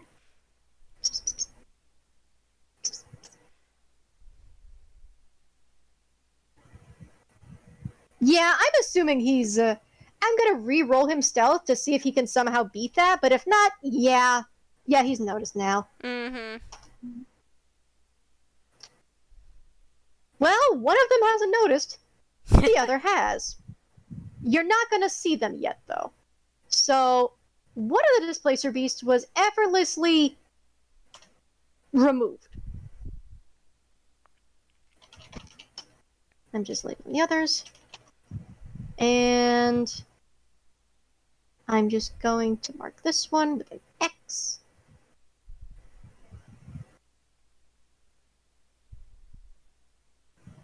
And let me pull up the note doc just to make sure. So also, if you have a map up, Roguefort's... I do not see it. I do not have it up yet because you were not in close enough proximity for me to take a screenshot. Fair enough. Unfortunately, the next turn is the displacer beasts. And allow me to pull up the funny, funky little soundboard real quick. Do we have one for one of these, or am I just gonna have to... Yeah. So, unfortunately for you, it's not as easy as that. He gets rid of one of them, but another one nearby absolutely noticed. So, he's gonna get ambushed in turn. Raggy. Cause I need to roll them stealth real quick. So that's plus dex. Plus 2. Not great. Not great. He needs to... His passive perception does beat that. I believe. If I'm correct. Does it? Does it? Yeah, by a mile. So, the other displacer beast, if I could fucking grab it, is going to go ahead and... let me double check. Yeah. Is going to pounce on Roguefort out of the tree line. Tentacles blazing. So, at least one of them is going to be with advantage still because he did not notice them before this point. So that is 2d20 plus 6.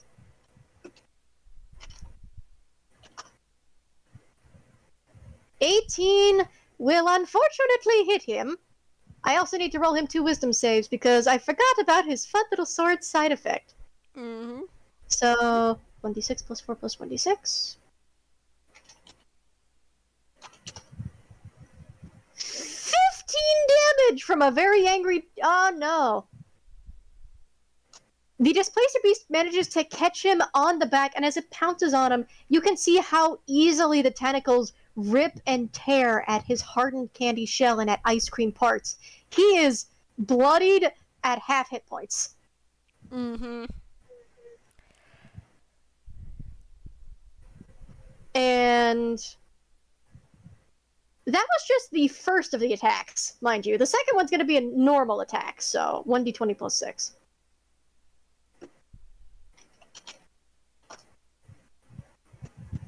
Hey, I get to bring up the fumble table! Buddy!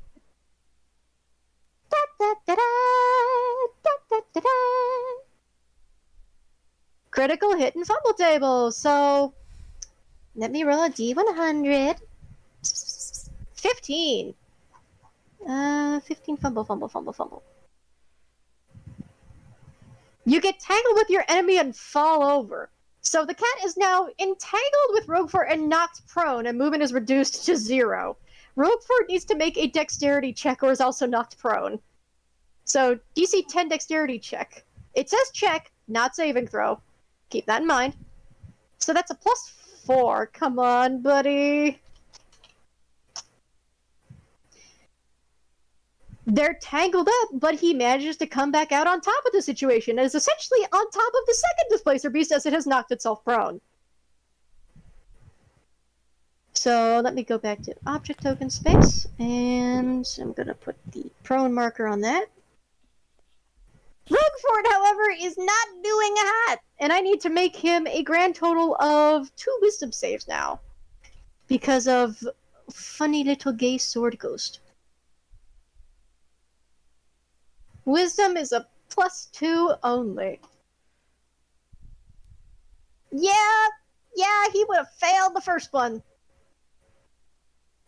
As they're rolling around, you don't immediately see it, but by the time he gets on top of the other one, the familiar blue glow has returned.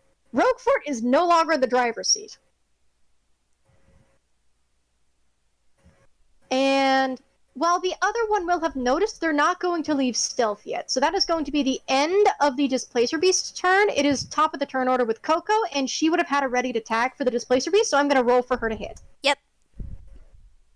And this would have gone off, not for her turn, this would have gone off before. I'm just going to roll to see if it, because this is a longbow shot, and she is in stealth, so 1d20 plus 4.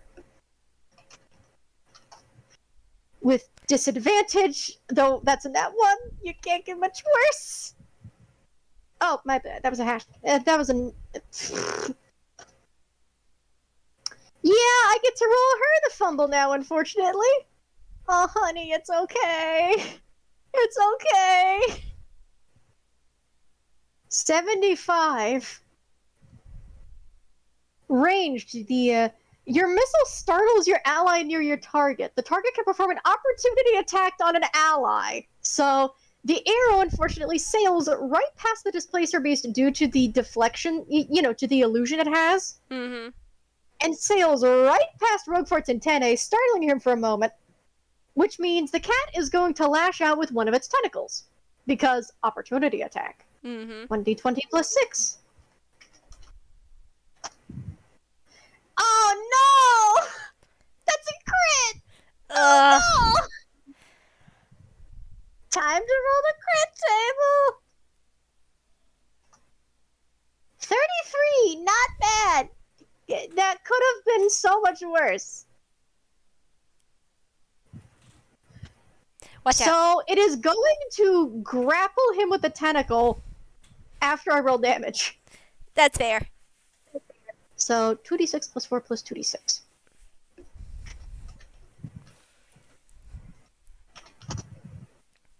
Ooh! Ooh, that's pain.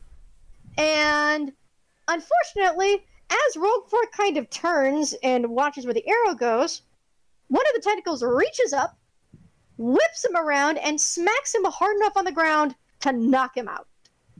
His body goes limp. Roguefort is down and is bleeding out. Coco looks completely horrified by this, by the way. Yeah. And I believe you had a ready to hunter's mark? Yeah, mainly because he was gonna hunter's mark this is a whichever displacer beast came out.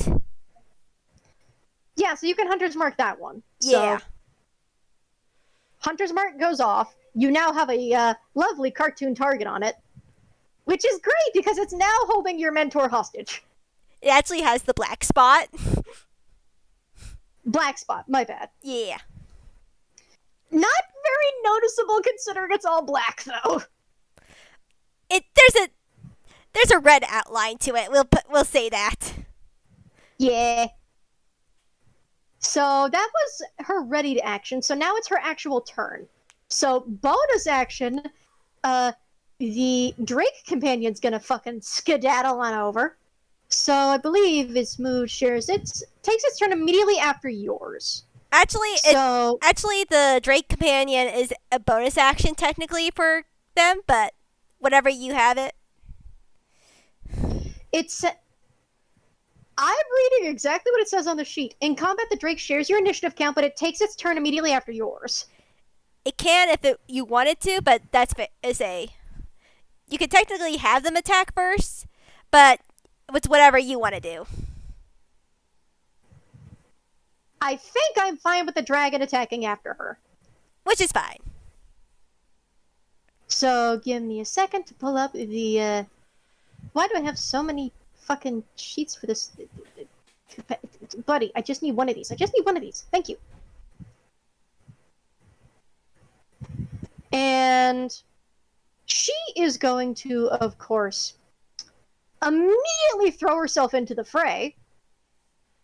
And instead of staying on the dragon's back, she basically gives an order in. Again, it's a language you think would sound draconic, but you don't understand what's being said. You don't know what's going on there. As 5, 10, 15, 20, 25. As she is going to go up and going to attack the Displacer Beast full melee, no long range included. And she gets an advantage on that because it's prone still. So 2d20 plus 5. We're going in with what you notice is a sickle.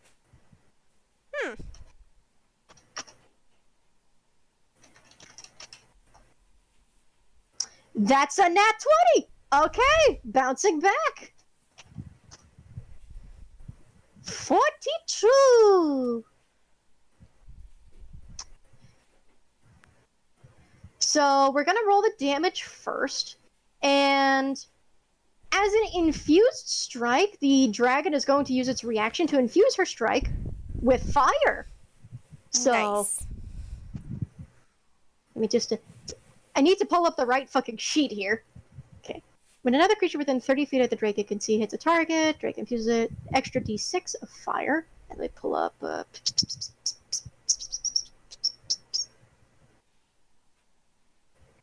Gift. Yeah. So, yeah, that is. Yeah, essentially, she is going to roll the normal damage of the attack, which is 1d4 plus 2. It's not unconscious. It is prone, but it's not unconscious, so not a crit. Well, she rolled a crit, but it's not a, So that's going to be 2d4 plus 2 and 2d6 infusion. So 2d4 plus 2 plus 2d6.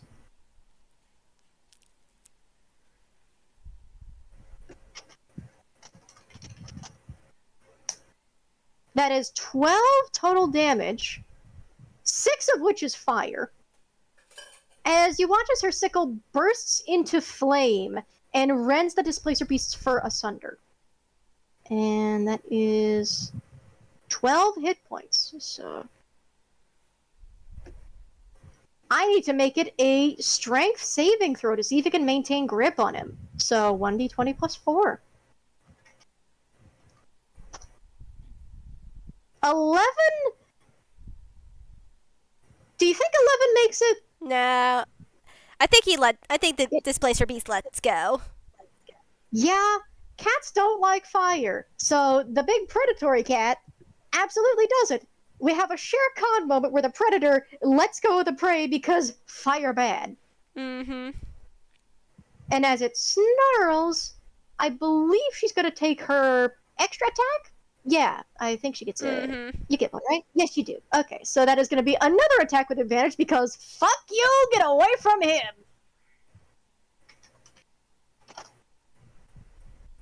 And 17. Now, this would be. No, it wouldn't be straightened out because the creature's no longer moving because it went prone. So Mm-hmm. she already hit it once, so it no longer has the illusion going for the rest of its turn. So one of them is a very normal to hit now, and it's also the one with your hunter's mark on it. Hey, nice. Well, unfortunately, a 100 mark only affects me when I do it. No, I know. I'm just saying it's I was really hoping you'll this would be the use your one that. time hitting it. Yeah. Admittedly, the only reason she lunged out was because I glance at Roguefort now bleeding on the ground. Look, he was hoping that would be the one he'd be taking down. That's why he used the spell. Or he at least. Fair. She had no way of knowing. I'm sorry. She just saw it threatening Roguefort and was like, okay, all right. No, it's fair. So, Roguefort's on the ground. So prone, but not an auto crit, so that's 1d4 plus 2. And it's not infused this time. 5, that was almost max damage again! Coco is pissed! Yeah. So... Aw, 1 point away from a funny number. Ah! Hehe. And the dragon is going to, of course, immediately take turn after.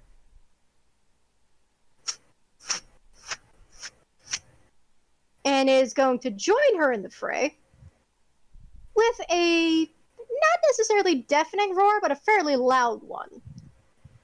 And allow me to pull up the Drake stat block.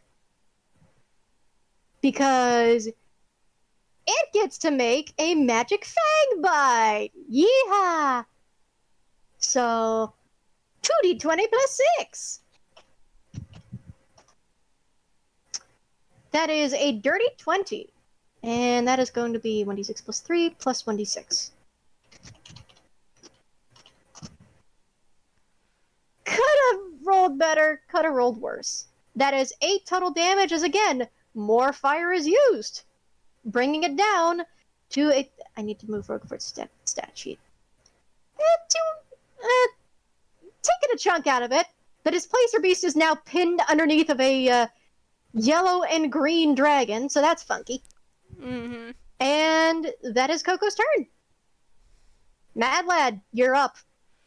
Roguefort is bleeding out on the ground. One of the Displacer Beasts is being ambushed by the other. And if you would roll me a perception check, please. Yes. 1 second.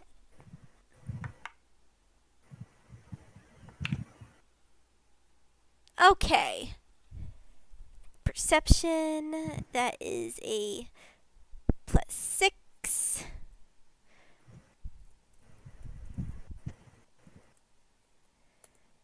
That's a 19. Yeah, you definitely would notice. And because you would notice, I am going to take a screenshot for you now of the battle map. Mm-hmm. Just keep in mind some of the placeholder tokens. No, you're fine. Your token is a little girl with a giant beetle next to her. Yeah. Coco's token is a pixie or sprite, I forget which one. Pixie. And the Drake Companion is the token for her dragon at the moment. And Rogue Force is just an old NPC of mine. Fair enough. So, for the audience chat... Hang on a minute, I need to crop that. I need to crop it for the sake of avoiding spoilers for other things. Don't worry about it.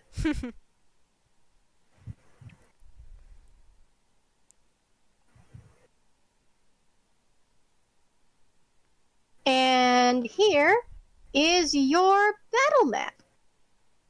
You notice the third Displacer Beast has caught attention and prepares to be... It looks to be preparing to ambush one of the others. As you can see, it sort of readying its haunches, like a predatory lion would before it pounces. Okay. So the bottom displacer beast is the one you notice, but the others haven't yet. Mostly Okay. because Roguefort is he's just taking a blood nap. Don't worry. Yeah, Mad Lad sees this, and he's like, yeah, this girl, this say Coconut got this with the other one. So he is gonna use his bonus action to recast Hunter's Mark onto this new displacer beast, and then fire say fire a adapt marksman shot. All right. All right. With this, There's a brief moment of confusion on the cat because it's like, ew, why does something feel like it's itching? But roll the hit. alrighty.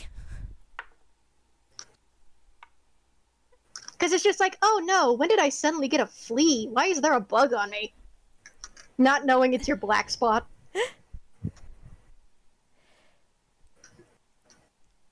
I don't want to type. Look, displacer beasts know a certain amount of things. They don't know spells. Like, they might know if you'll make fire or something, but they don't know Hunter's Mark or black spots or anything. Yep, that hits. I'm pretty sure. 2 13s in a row. Okay, so I will say, because of the fact this one was still under displacement, that would have been a straight roll. So Hunter's Mark would have straightened that out. Yeah, that's but why. still would hit either way. So Yeah. That's why I cast the AC you gotta beat is 13. Yeah, I say that's why I recast Hunter's Mark. So it's just like he has straight rolls with everything, but that also is that's gonna be a violent shot. So Alright. So he gets Fucking blast this cat. Yep. So that's gonna be 2d10s.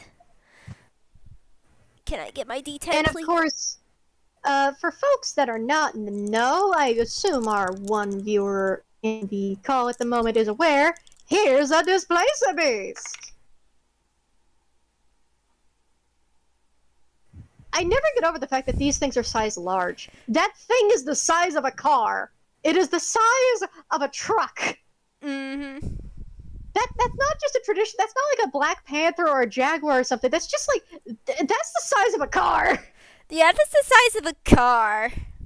What was the other one? 5 plus his. I am trying to do Actually, math. So plus 4. Yeah, you're doing math. Actually, I realized That's why did it make 16 their tokens damage. So, it made their tokens medium size in the fucking map. Hang on, let me make them a bit bigger real quick. Hang on. Honestly, it's fine. It'll keep a. No, but that's gonna bug my brain now because it's like, well, why did it make them small? No, okay, that's understandable. Why the eeny? Why the eeny? So And oh yeah, with an extra d6 because of Hunter's Mark. Yeah. And also, in fact, also this bullet is infused with. I think I put fire on red this time. Ooh, Yes, I did put fire red on. So yeah, so that's an additional 2d6 of fire damage, which looks similar to like the fire beetles. So it's sort of like a spit, Yeah, and then that's the placeholder token. Yeah, that's Yeah. the placeholder token. Yeah, Hey. I know. That's why I'm like, those fire beetle spit. So that's what happens. Let me get 2d6s. Yeah. I only had Oh, one before. Here's the updated map for size accuracy, just to give you a fucking scope on what you're dealing with. One's max damage. So that is a 3 plus a 6. Spiteful shot. Spiteful fucking shot. With an additional 9 damage of fire damage, as the bullet sort of catches flame, because he's using his pirate pistol. Ah.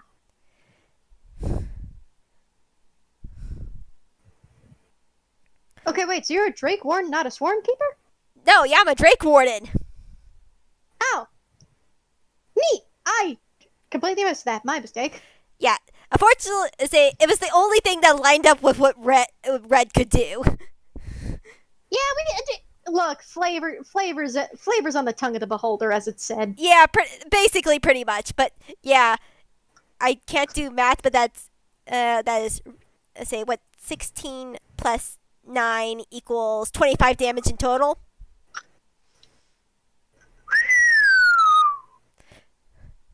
That is a. Oh, oh no, Daisy. I'm sorry. I didn't mean to wake you with that whistle. Because Mad Lad Oh, wants to. Mad Lad is making himself a target. He wants to catch their attention. yeah. Yeah, chopping it down to the exact same hit points as the other in a single shot is going to do it. So you fire off this shot. And of course, this is a violent shot. Stealth is out the window.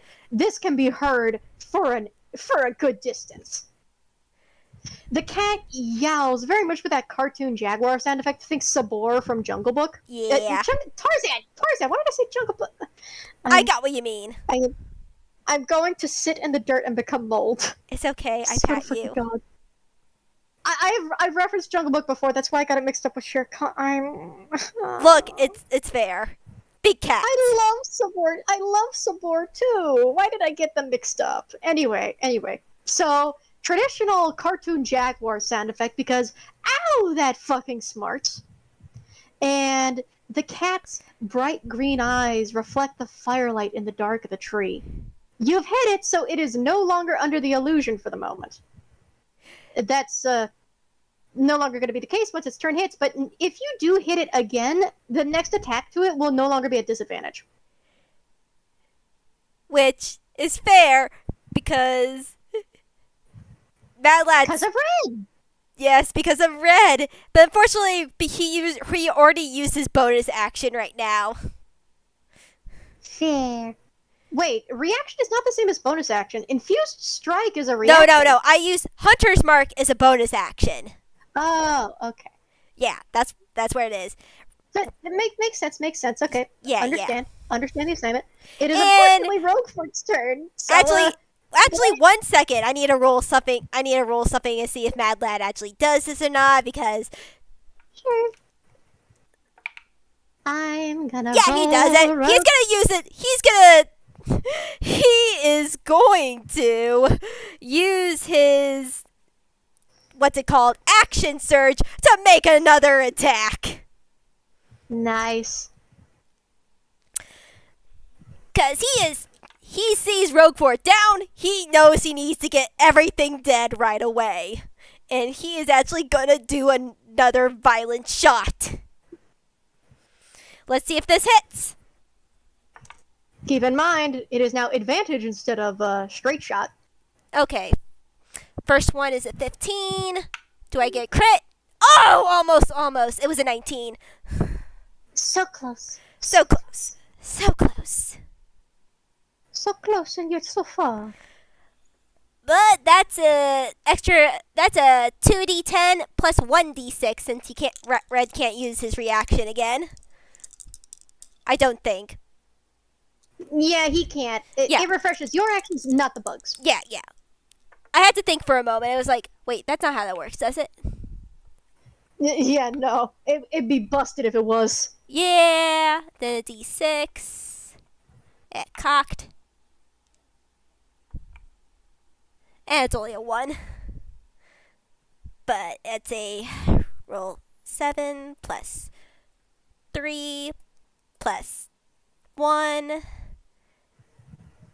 plus 4 because of his modifiers. That's an extra spicy 15 damage. Ooh, and I'm not whistling this time because I do not want to wake the Kimby. Mm-hmm. That is precisely half health. You have battered the Displacer Beast and definitely gotten its attention. Exactly what he wanted.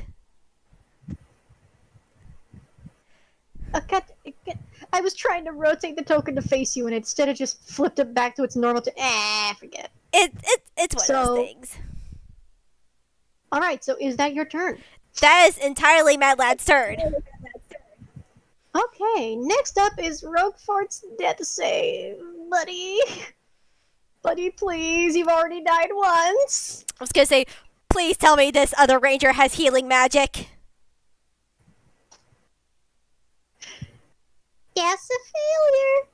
God damn it. sugary, syrupy blood is starting to stain the grass.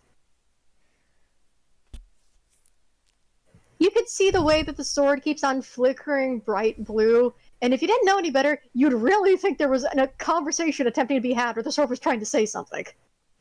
But Roguefort's turn comes and goes. It is now the Displacer Beast's turn. So the Displacer Beast that is currently under the Drake is going to knock it off and get up, so that's half of its movement. And because it is moving, again, the ability activates to where, haha, disadvantage because fuck you! This is a creature of another world. You don't get to hit it easy. And the other Displacer Beast is going to immediately gun it for you. So, I'm going to roll for attacks on the dragon and on Coco first.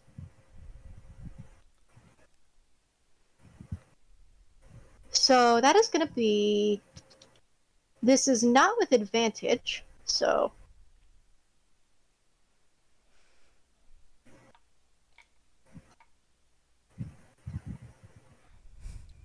Okay, so 2d6... 2d20 plus 6 words, wow. These are going to be on...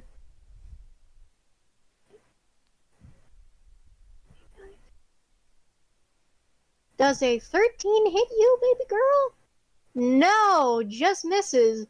And that absolutely doesn't fucking hit Meg either. Yeah. I don't even need to check the stat block, but I'm going to check anyway. That is a 17 AC. Yeah. No. No. That beast is having what some might call a bad time. Uh-huh. And the other one, on the other hand, is gunning immediately for you. Yeah. I did knock out half of his health. You shot it twice. It doesn't even care that there's a big-ass Bernie beetle next to you. It just wants you. No, very, this is... very dead. Yeah, this is what Mad Lad wanted.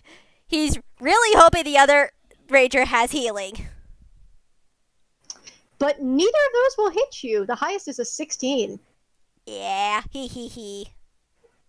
Now, of course, the downside is both of them are at disadvantage again, but you at least have a straight shot on the one with Hunter's Mark. Yep, I The do. other one is, again, under the funny illusion of, ha, fuck you. Yeah. So that's the Displacer Beast's turn. Top of the turn order is Coco. Now, Coco gives the order for... You can assume it's an order toward Meg to continue the fight, because Meg is, immediate to pounce on the Displacer Beast again and give it something to occupy with. Mm-hmm. While she immediately heads over to Roguefort. And, yeah, allow me a minute to pull up Cure Wounds. Thank God. Yeah, she came packed with a health spell. Don't fucking worry. Don't you fucking worry.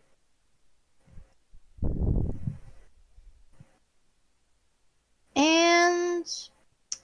You know what? We're gonna bump it up to second level. So that is going to be 2d8 plus... 2d8 plus 3. So...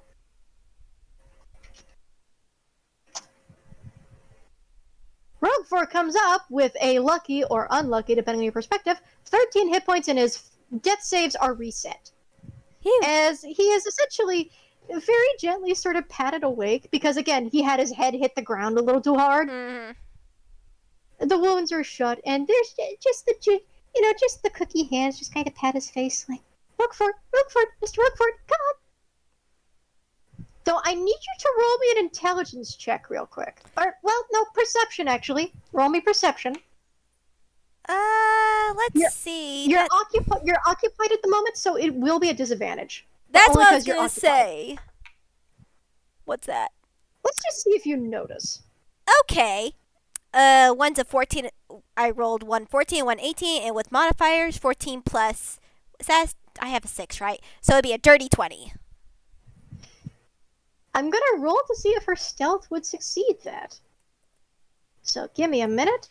Her stealth is only a +4 in comparison to Roguefort's. Let's see if you overhear what she says.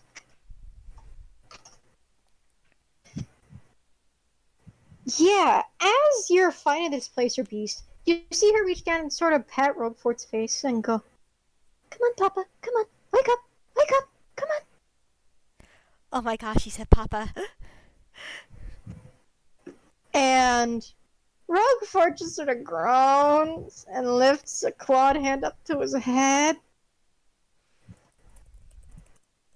There you are. Oh. Do I have to? Yeah, we still have a fight to continue, remember? A fight? I thought you had school. No, I don't have school anymore, I'm afraid. And then he finally opens his eyes and sees the cookie, and immediately stops acting like a parent for a minute and sits right back up. Roguefort is up with 13 hit points. On a perception check with a dirty 20, however, which was the more difficult DC to beat, you did need to beat a 20 for the other one. You note that as soon as he drops the look and looks at the rest of the fight and starts getting ready to move, there's a brief look of sadness that crosses Coconut Sugar's face. But relief as well. Alright. Huh. But yeah, that is... Coconut's main action was a Cure Wounds 2nd level. So... Alright. She does not get a second action because she did not use it to attack. So... That's her turn. She is just back up on her feet. And... yeah, it is officially your turn again. Alright. You have a mad cat in front of you. Mad Lad is gonna see if he can take this down. Well, he You probably can do can't. that, and I'm gonna roll... He probably can't, You but he's gonna use his last adept marksman ability since he has just a normal shot with this one. And Ooh. I'm gonna roll for the Okay, dragon's attack alright. in the meantime. So... Also, I think I rolled the wrong modifier last time, but it doesn't matter. I still hit. That was more than what was not. But yeah, here's this one should hit. It's like 13 plus 9 equals 22. Yeah, that'll hit. Roll your damage. The kitty is no longer blurry. Yep. And also a dirty 20 hits for the dragon, so I'm going to roll damage for that while you do your thing. Yeah, so yeah. 56 plus 3, Alright. 56. Just to keep moving this along. Alright, that's... And 2d6s. 14. So that's alright. Alright, so let me type down the first numbers. Roll 4 plus 8. I'll put another 4 in there for the modifiers for that one. And then the 2d6s. Okay, that's another 6 and a 3. So in total, that's 25 damage. Woo! Mad Lad's You not take joking a around this time. Yeah, no, you basically plant a shot directly into the intersection of shoulder, neck, and face. And basically, the cat is... This is a cartoon fight, so this is... Well, it's mostly a cartoon fight, except for the one that was trying to viciously murder Roguefort. Yeah. So, do you attack this in the cartoon way of this is a funny, non-lethal cartoon gunshot, or is this in the way of actually maim? No, this is actually maim because he saw Roguefort go down. He is not going to make the same mistake twice. So yeah, just a flash of gunfire, another shriek, and you blast this thing. It is bloodied now. Okay, quick question. If you can do that kind of... Yeah? Is the displacer beast right in front of them now? The displacer beast is right in front of you. The other one is still directly by the other 3. No, I was just making sure so Red could take a melee attack as a bonus action. Oh yeah, no, let me just take a screenshot for you real quick. Because Mad Lad is riding Red, and Red's now like, finally, my turn. And for copy, and pasting this again into the audience chat. And I'm just deleting some of the previous map pictures so it's not as clogged. Yeah. Okay, that's why I assumed, but I just wanted to make sure. I think Okay. it's less Roguefort getting Zaspy and more that Roguefort works better in a party that actually works well together. Yeah, And no, also, he is in fact fragile. let's see. Also, you have to keep in mind he's kind of stuck with a cursed weapon that will give him disadvantage if he doesn't use it. Okay. So, I think that still hits. I think that still hits. I have to 8 plus what is the 6. number? What is the Okay, number? yes, it does. 14. Yep, barely. Barely. Barely. And that's another D6 coming from red. That is going to be an extra 6 damage. 3 plus 3.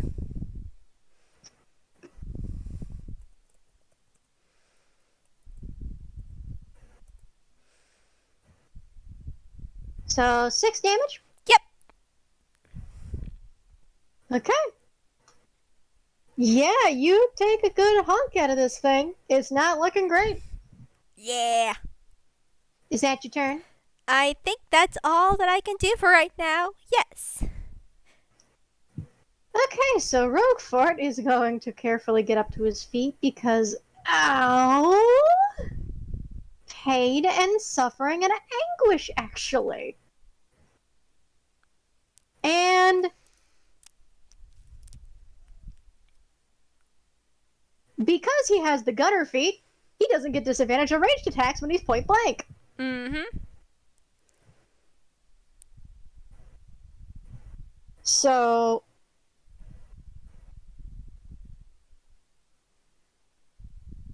oh yeah, okay, so he's no longer possessed at the moment. I had to double check and make sure. Yeah. So, he's going to try, emphasis on the try, to use his nice new longbow. The Jabberwocky one. So give me just a minute. 1d20 plus 7. And because the dragon actually hit with the attack, the other kitty's no longer blurry, so it's a straight shot. 13 just hits. Roguefort is really... Buddy, please. So I get to roll with that. And... Give me just a moment to double check, make sure. Okay, yeah, it just does the traditional damage of the longbow for the moment because I did not roll a 20 on it. So it's 1d8 plus 4, and we're going to do Swarm Keeper magic to add some extra damage to that. So, Gathered Swarm, we're going to add an extra d6. So, 1d8 plus 4 plus 1d8, 1d6. As the dinner critters swarm it and Roguefort, buddy! Yeah. Look, That's 11. That's not bad. look, you have the Okay. spectrum here. You got the least amount and the most amount. And he's gonna roll to hit again because he gets an extra attack. Yeah, okay, that'll do. So 1d8 plus 4. No Swarm Keeper magic this time. 6. So 2 more shots into this thing, and Bardic Inspiration. Yeah, we're gonna inspire. We'll inspire the dragon. Why not? The dragon now has inspiration. Fuck it, we ball. Look, I would count that, yeah. The dragon now has inspiration. Fuck it, we ball. Fuck it, we ball. Fuck it, we ball. It is now the Displacer Beast's turn. The Displacer Beast now has 3 targets. So, for starters, we're going to roll 2d3 for the first one. Okay, so 1 for Roguefort and 1 for Coco. Incoming! And that is going to be 20 plus 6.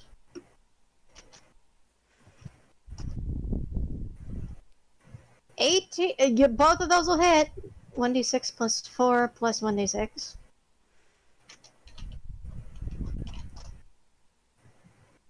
Roguefort is clocked down again at precisely 0, honey! God damn it. He got 13 hit points back just to get socked in the face.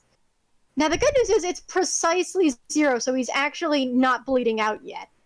And now I have to roll damage for the other one. Oh my god, buddy, pal, what the fuck?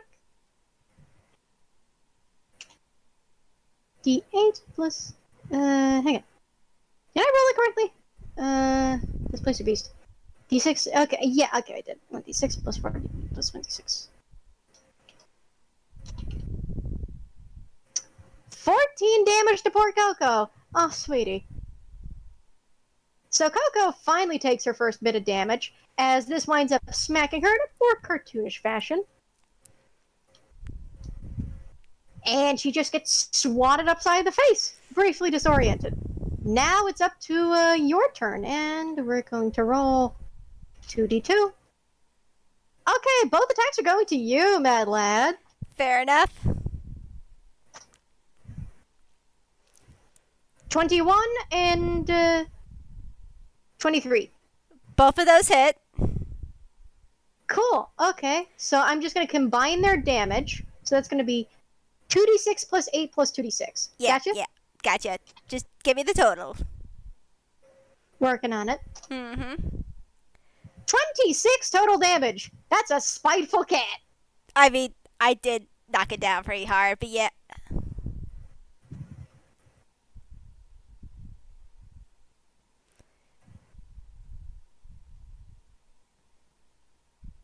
And the cat is, in fact, going to start moving. It's not moving out of your range. It's just starting to circle you. So that kitty is blurry again. Alright, that's 26 damage. Stop doing that. Roll 20. 26.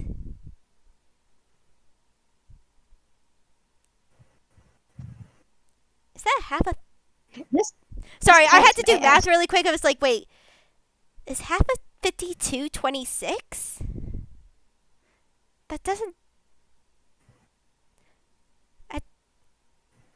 I...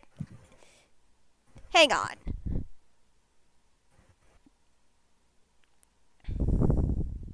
Why are we deciding if half of 52 is 26? No, I was just like, I'm not, I thought 52 came out to a different number. I say, I got this. Nope, I was right. Okay, sorry. No, it's just my math. It's just me and my brain when it comes to math. Sometimes those disagree, but I was like, no, that's right. That's technically right. I was about to say, I would have been concerned if it wasn't.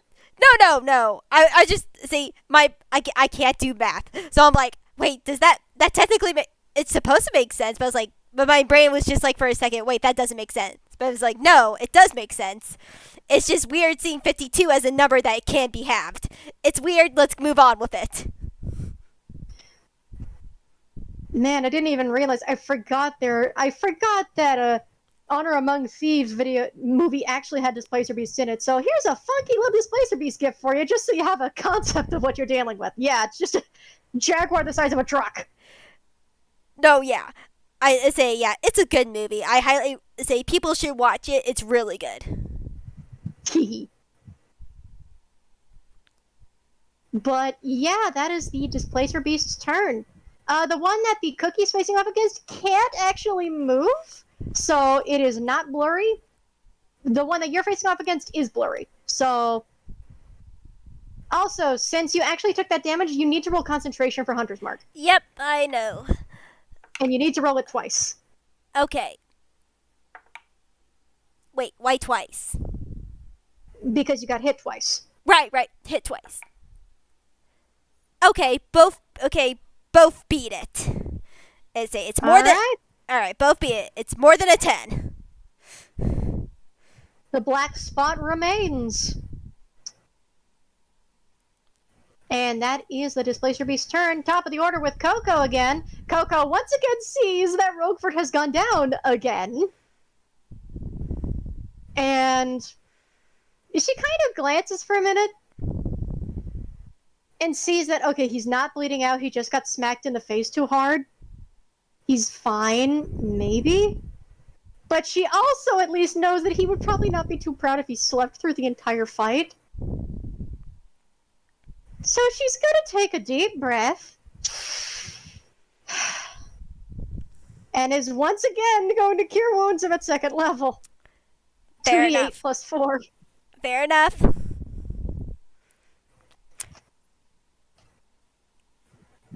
He gets 17 back this time. Maybe he won't fall over with 17 this time.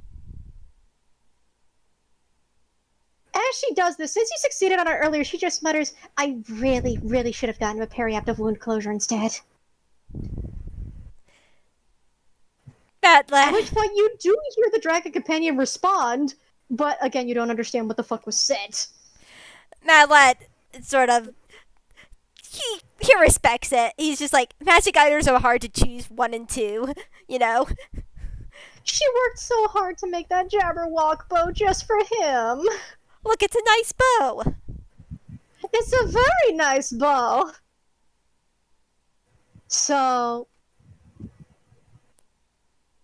actually, okay, so It's Mad Lad's turn. It is indeed a Mad Lad. Oh yeah, the bonus action, right? Oh, yeah, the bonus dragon was action. still Yeah, giving yeah. the order to do. So yeah, we got to deal with the dragon. Yeah, yeah. So the dragon is going to go ahead and is going to politely, and I say politely with heaviest polite air quotes, is going to fucking attack the dragon. It does displacer beast. Wow, okay. So, and they're not moving, so this is not a disadvantage. 1d20 plus 6. That's a nat 20. Okay. The kitty nearly sees an advantage. The dragon decides, no, you fucking don't. And just fucking chomps it with full force. That's a 13. Gain advantage on all attacks against your target until the end of your next turn. So it's going to get advantage on the next attack it gets. Fair enough. All right. But I just get to roll 2d6 plus 3 plus 2d6. So give me a minute. And I'll start rolling my attack since we're almost done. So that is 19. That's a nat 20. Cool. Roll me a d100. All right. Come on. Okay. I'm terrible with my d100s. Come on, dice. I'm gonna blow on them, and that's a 33. Mm-hmm. After your attack, you can choose to attempt to grapple your opponent if you have a free hand, or attempt to shove your opponent if both hands are in use. Let's see what the damage does. Then I'll answer that question. Mm-hmm. Ooh, those are high numbers with double dice. You do double dice, right? Yeah. Okay, just want to Double make sure. dice, not double modifiers. Just double dice. Yeah, yeah. Well, all right. I say 7 plus 8 plus 4. And then with the... Look, I want to see what all damage does because I'm pretty sure that knocks him down already. So, gonna do with the other... Ah! And one of the dice literally went into the trash.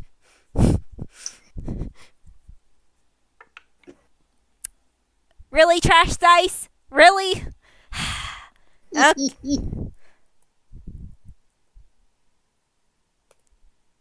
But that's a 23 either way. Yeah, you don't... there's no grappling this thing. You kill it. Mm-hmm. It goes to lunge at you, and you just plant a shot in its head, and it goes. Yeah. Granted, you're not going to be able to salvage anything of that displacer beast aside from meat, maybe claws, teeth, but not the tentacles or fur. Those are, yeah. But then again, what use do you have for displacer meat anyway, honestly? No, but Mad Lad's gonna definitely take a trophy of teeth for later. But that's besides the point. That's besides the point. All right. There is one Kimby remaining. Okay, I need to look at the picture again.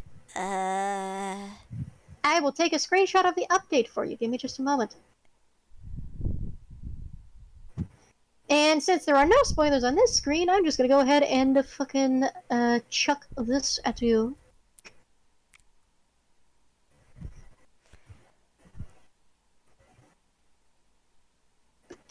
Okay, so 5, 10, 15, 20. Yeah, that gives enough.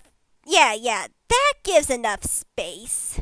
I think if I look at this, I squint at this. Yeah, let's say, yeah, because red has because he's his thing. Red has 40 movement speed. So Red can immediately go up and hit this last displacer beast. Alrighty. And also I Mad didn't Lad realize because there he were could other do gifts. and Mad Lad because he could do this as a free action, moves his hunter's mark to the last displacer beast. Alright. So So what are you doing to the last displacer beast? Red is gonna make an attack. Alright, also I didn't realize there were so many cool gifts of the dang displacer beast, especially of the fucking visual and effect. Like, hang on a minute. Okay, that's a 19 on the die. Like, this, good shit. This is fucking good shit. Love that. Oh yeah, they really did a good job with doing the displacer beast in the movie. But yeah, Red The is going. wrong... That's the wrong chat.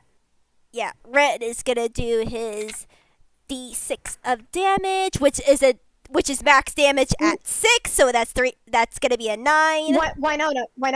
We don't count the rolls in audience chat. You need to roll it again in roll zone. No, I didn't put it in the audience. You did put it in audience. I deleted it in audience. Oh, sorry. It's okay. Just like, There we go. there you go. Cool. 9 damage. Is there anything added on to that? Does Hunter's Mark also work? No, it would technically. Yeah, wait. No, with a weapon attack. No, Hunter's Mark would not proc because these are natural things, not a weapon. Alright. Look, I have to be fair. Yeah, just, I know. And I would prefer being fair. No, So, yeah, is like, that your turn? he would still get you would get the benefit of seeing it, just not hitting it. Mm-hmm. Is that your turn? Yep. Okay, so it is Roguefort's turn again. He once again gets up on 17 hit points. I'm just imagining this poor bug man, just stumbling to his feet again, trying to remain composed and professional after being healed twice. Yeah. Also, if say I had to go to dinner really soon, so if we can hurry this up a little bit. It's on 1 hit point. Okay, fair enough. It is on 1 hit point. That's why I asked if the bug was going to do anything else. You left it clinging. We are at the tail end here.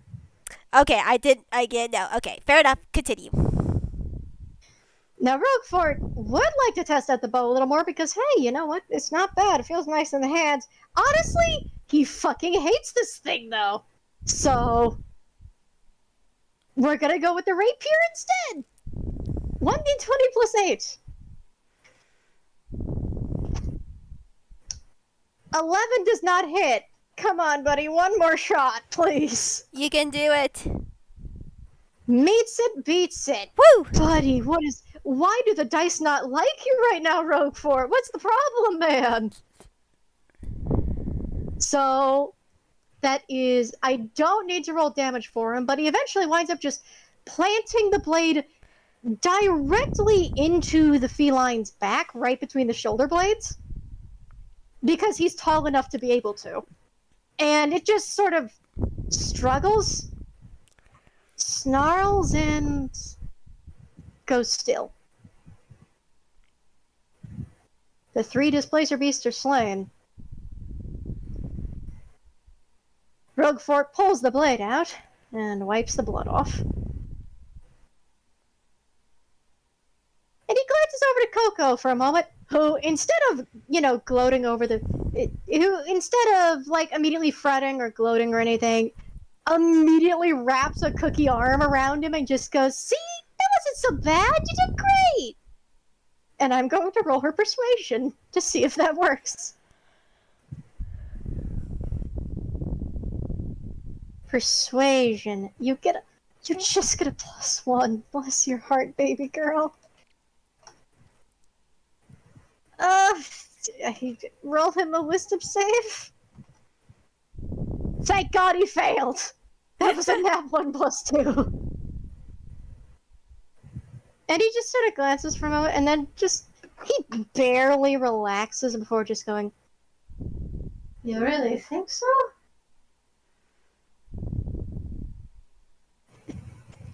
"I know so! I mean, shoot, we took all three of them down, no problem. Yeah, I got a few good licks in, but I mean, you're more the glass cannon type anyway. Lots of damage, not a lot of endurance. So, makes sense. That's what you got us for. And the dragon is sort of perusing the remains, but looks up at that and nods, and then continues perusing the remains. And you notice the dragon is already starting to move the other two displacer beast bodies onto its back.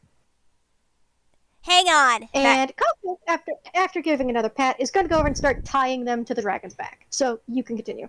Mad Lad's like, hang on. I want to get a couple teeth as a trophy from the one I killed. Yeah, you can go ahead. We're not tying up yours yet. And you do know that they haven't walked over to you yet. They're just tying up the two that they killed. Ah, fair enough.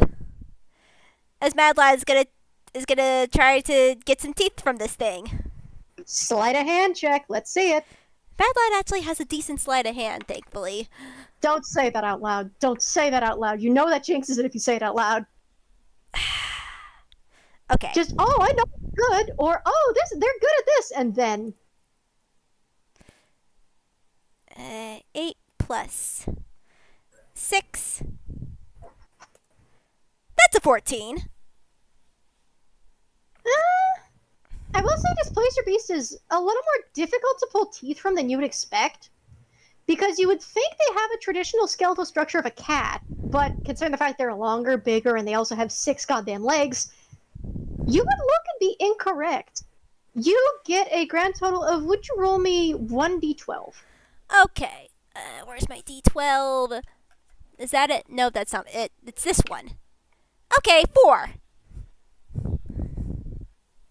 You get 4 teeth total. The others you try to remove, you wind up breaking, or it winds up damaging your tools. So 4 is as many as you get. Well, here's the thing. Mad Lad was mainly going for the major fangs, so this actually works out perfectly. Yeah, I was about to describe it as just, you got the big fangs. That's it. Yeah, Mad Lad was aiming for just the big fangs. And Mad Lad's like, okay, we're done. As Mad Lad puts these teeth in his hammer space as he gets Red to carry the last one over to them. And yeah, Red is successfully able to shuffle the body onto Meg's back. It gets tied on. And as you notice that, Coco gives Meg a pat and then goes over and immediately second level cure wounds his Roguefort again. Mad Lad probably goes over and cure wounds him too as his last spell slot, to be honest. He's not taking no for an answer. Yeah, Rogue, he tries to complain, but it's just like, no, really, that is not entirely... And gets healed for it anyway. So, 14 from her, and how many did you give him? 6. 3 plus 3 So plus that 6. brings him back up to 37. He is 2 points away from max. Fair enough. He sighs, takes a deep breath, and then reaches over and gives Coco a pat, giving her also a second level cure wounds. So that is a total de plus 2. His wisdom modifier is not as high. Though Mad Lad is gonna cure himself using Second Wind really quickly. That was cocked. Okay. That's 9 plus 3 equals 11. Did I do math correctly? No, that's 12. She's at a third of her hit points. That's good. Poor Cookie got kind of battered by the Displacer Beasts, but that's only because she got fucking walloped. Yeah, Mad Lad did too, so he's healing himself. As there's like... That was very impressive for a first showing. Well done. Do you see Coco sit up? And there's one thing you kind of didn't immediately notice. Something underneath of that sort of hip draped skirt wags a little when he says that. As her expression sort of brightens up and she reaches up and rubs the back of her non-existent neck. Thank you. I'm really glad that turned out as well as it did. I told you we could handle it, Yeah. and I told you he'd be great help too. You are a he, right? Yes, I'm a She he. says, if she just turns to you. Yes, I go by he, him. Yes. Okay, cool. Sometimes I just can't tell. Mad Lad nods. Fair enough, he gives a thumbs up. And wait, did So I never. Wait, I don't think they ever introduced themselves. you did not. And Mad Lad is like, oh wait, I don't think we ever did this formally. You can call me Mad Lad, and this you can say this is my partner. And Red sort of perks up. He's like, you can call him Red. Oh, that's such a cute name. It's so nice to meet you. She just extends a cookie hand. Mad Lad, There aren't any fingers really. So, Mad Lad shakes her hand. all right. So, if I'm looking at the bodies correctly, we can get money and fur and other such bits off of the other two, but the one you butchered, we'd probably do best with just getting bones, because can't really get the bullets out of the meat without contaminating the meat, though we can still get some of the meat out of it. And the fur is wrecked, Mad but that's to be expected. Mad Lad nod. Look, I'm no say unless I get one sneak attack, I'm no good at stealth, but I can make sure something dies. Yeah, I don't doubt that. I don't doubt that. And just saying, in terms of actually bringing the kill back, we've got a decent payout. I'll see if I can get these butchered, but let's head back to the treehouse. The travelers should be happy to know that the displacers are no longer going to bug them. Yeah. Come on! And she hops onto Meg, and Meg starts trotting off. Roguefort glances over for a minute, and I'm going to roll him something. He's going to roll a wisdom save. And that's a wisdom save against the oven.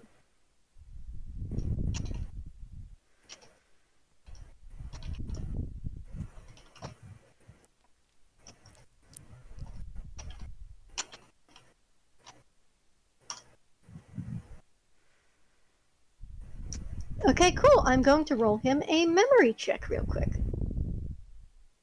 So that is +1. Ooh. I'm gonna mute for a minute. Just for a minute. All right. Let's see.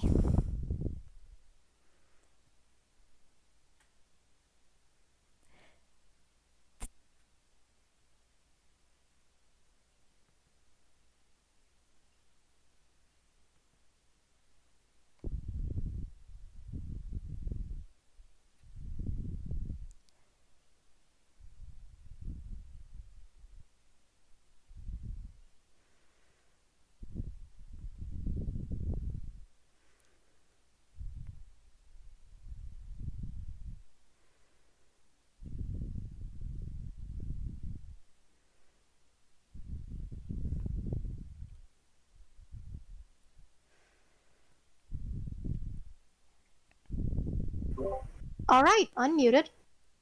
He kind of watches her head off.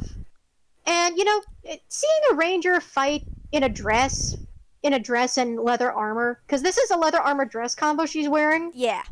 if that wasn't quite clear before, has been one thing, but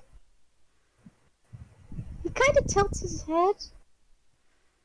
And it isn't until you walk past him that he winds up coming back to his senses and following behind, with the dinner critters following suit. As the dinner critters also kind of glance her way.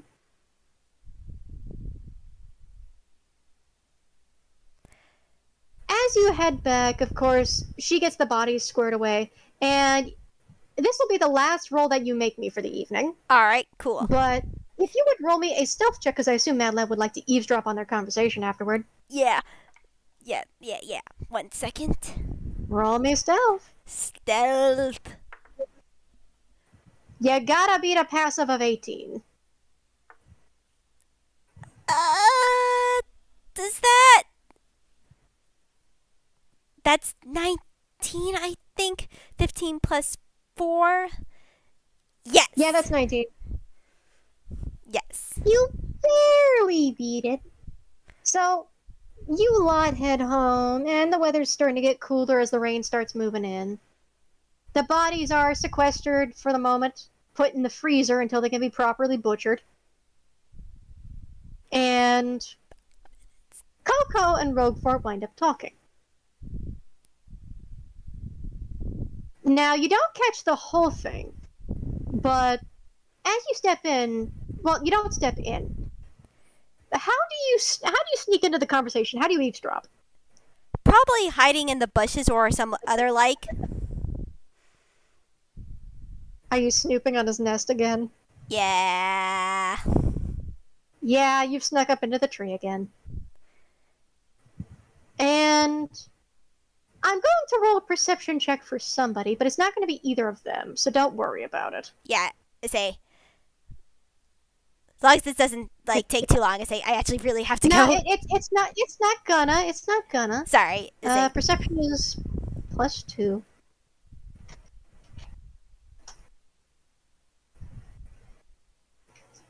Okay, cool. So yeah, they're just gonna be supervising us for a little while, but once they're sure that you can handle yourself again, then I'll be able to take this off and return it. And then we'll be unsupervised.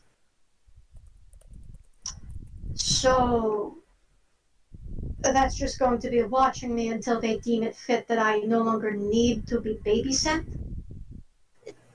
Now, it's not babysitting. This is babysitting. This is exactly babysitting, is what they've done.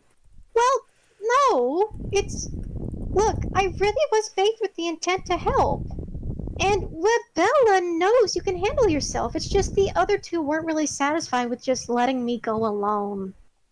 Not that I went alone, mind you, but yes, this other cookie. When do they plan on showing up? Soon. They're gonna be here soon, alright? Look, I I've heard about you. The others have talked about you. I've seen you, and I just saw you at work. And I know you've got things handled. It's just a rough spot. Once they're satisfied with your progress and seeing how the rest of the guild is doing, that way nobody endangers you again, like at one time, then I'll be able to take this off and return it. But only until then. I promise it won't be that. Do not make promises you cannot keep. I can keep it. That's why I'm making it. There's a tense stare off between the two of them for a moment. Him, the much taller 10-foot bug. Her, the 5-foot something cookie. He is the one to relent and just sag with a sigh.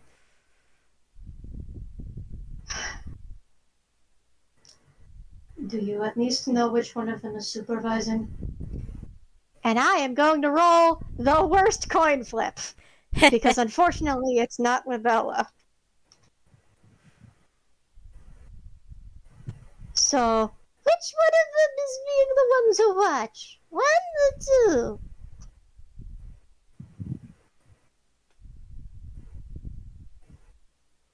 Uh, I believe the, um, head chef Bunny is the one that decided to supervise, and Roguefort immediately stiffens up. Dang it. It's the worst one. Ironically, I wouldn't call her the worst. You just haven't met the other one yet. Fair enough. Mama. Yeah. Uh, you're Mama. Now, she assured me this was only temporary because she also assumed that you'd be back on your feet before you know it, but she just wanted to make sure that you didn't trip and fall again, in her words. But I think you'll be fine, and I promise I don't think it'll be that long at all. Scout's honor! And she does the fucking Girl Scout salute.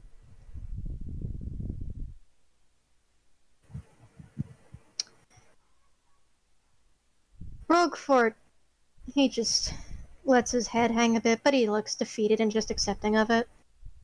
Again, you can kind of see him putting on that cover, but now that he's glancing down to it, you can very clearly see the. This is just the awkward gifted student trying not to show the fact that they're not gifted in front of the one who wants them to be gifted, otherwise there's consequences. Yeah, unfortunately, this is the not good family situation look. As the Yeah. eye very openly looks right back up at him and winks, and he just shudders. She sort of adjusts her grip on it and kind of. She doesn't really cover it with her cookie hand, but just sort of holds it for a minute. Would you at least tell me about the other cookie? That way I know what to expect. Well, I mean, technically, and as she says this, the camera sort of pans up because it's dark now when you've decided to eavesdrop on this conversation, and you haven't noticed it, but in the dark of the tree below you, a pair of glowing green eyes are watching. Technically, you've already met? And I need you to make a dexterity saving throw as you get nipped and picked up by the back of your pants. There. Also, have a little bit more time now. My husband said that we're fine for right now. Sorry, we have we have dinner with family tonight. No, you're good. We're pushing it back. You're good. But I still yeah, wanted. dexterity saving throw. Well, gosh dang it! He is a kid. That's gonna be a 9. You get picked up like a disobedient kitten, except if the scruff was on your butt, so you just get picked up by the seat of your pants. And you do hear a rumble in actual Draconic of nosy mortal. And grabs you by the seat of your pants, lifts you up, and takes you away from the tree as you are being lifted away by the yellow-green dragon and carried away from the treehouse, so you can no longer eavesdrop. What do you do about that situation? Mad Lad is stunned for one moment. And he looks at the dragon. Once you're far enough away and you're all the way back at the treehouse, he drops you onto the ground. You take a grand total of, yeah, you just take 3 bludgeoning damage on your way down, just face plant. Ugh.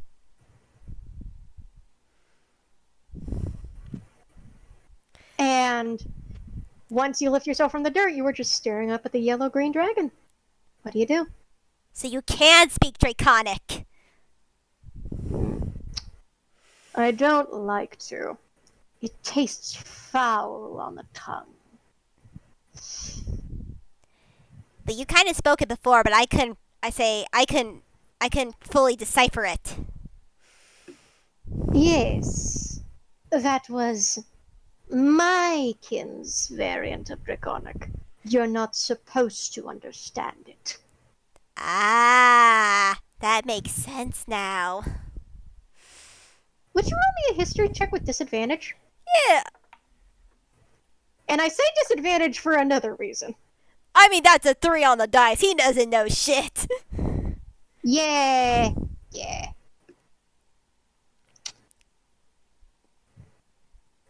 Now, I would like a very good excuse as to why I just shouldn't eat you on the spot and blame it on the wildlife. Say that again, please.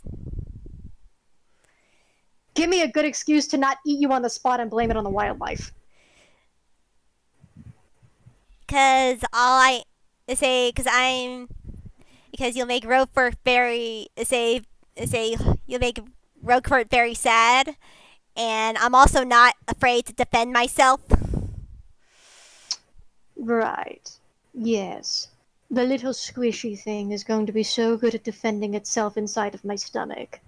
Yes. And he just sort of flicks his tongue in your face. Unlikely. Mad Lad glares at them. You saw what I could do today. I'm not afraid. No, I think you are. You're just very good at hiding it. Why else did you need to leave the treehouse for some hours to prepare? That's none of your business. The dragon smiles. And our business is none of yours. Stay out of it! It's a different. Okay, it's not the same. I have this. Look, I'm here. You're snooping. And we can't have snoops in our line of work. Snoops put us in danger. And you wouldn't want to put Roguefort in danger, I hope. Of course not. The information is powerful. To help. Yes, and don't forget that power tends to corrupt.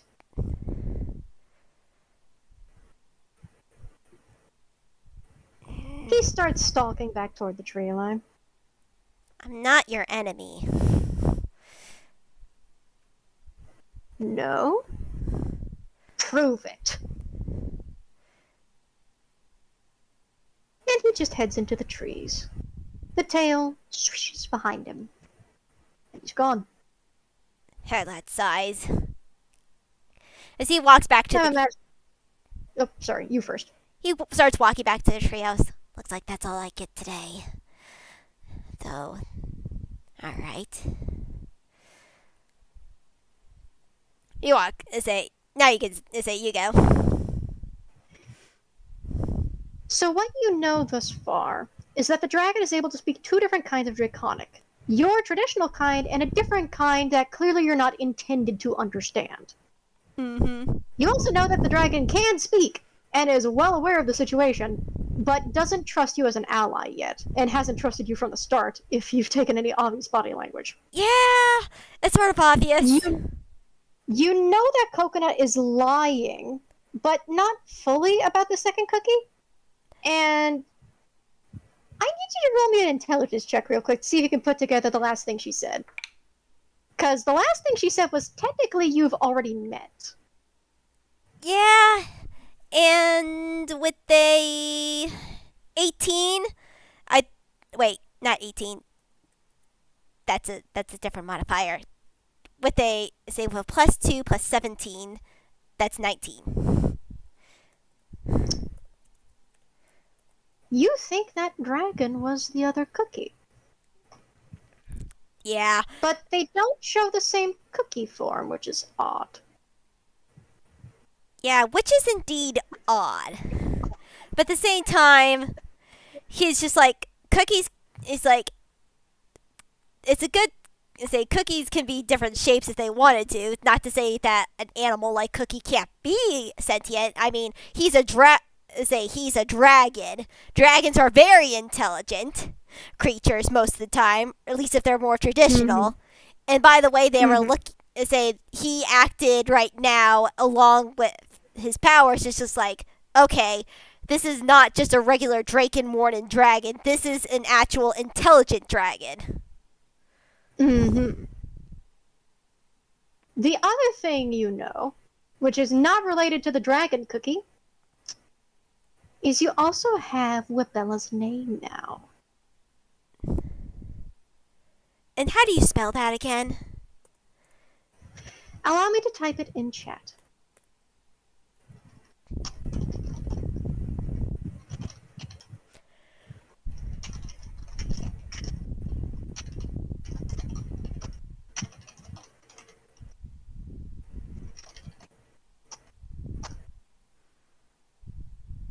Aunt Wabella, also known as Auntie Bella, which is a funny haha on antebellum.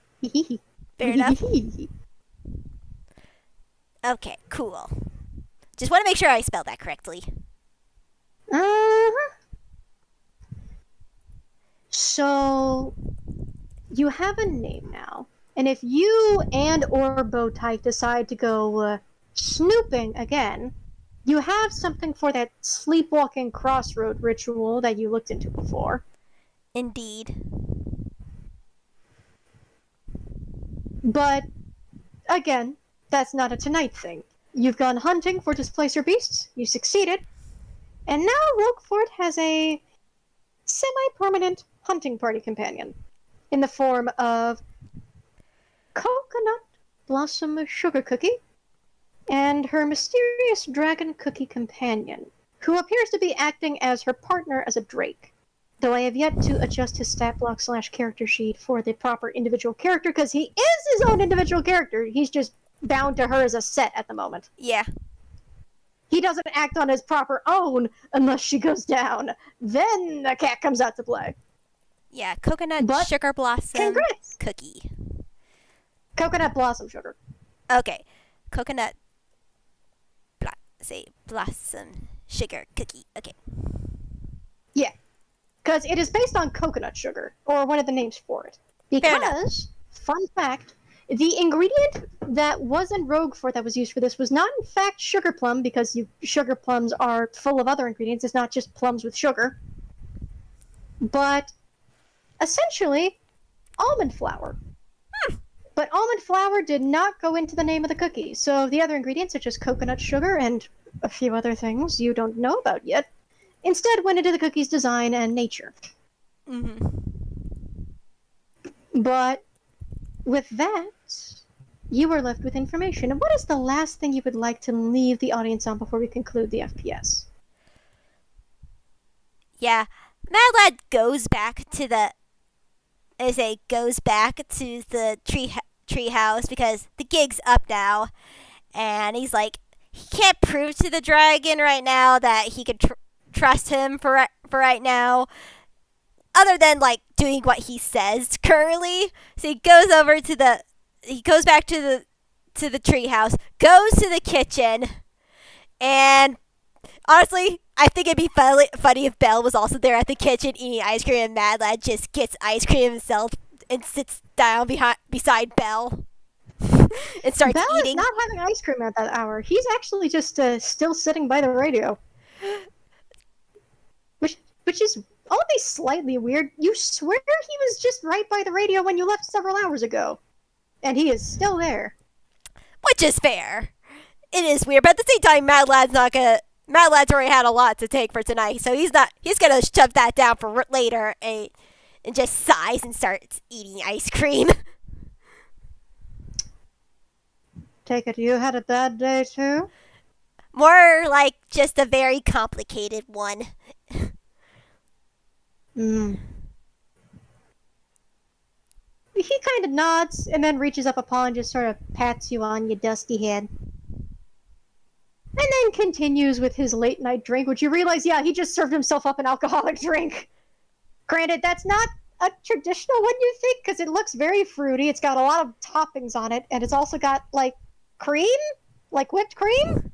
It looks very desserty. Fair enough. It's not ice cream. And he's got, like, just the slightest mustache as a result of the whipped cream. But aside from that, yeah, you just sit in peace. And that's a good. And we fade to the dark. Yeah. Indeed.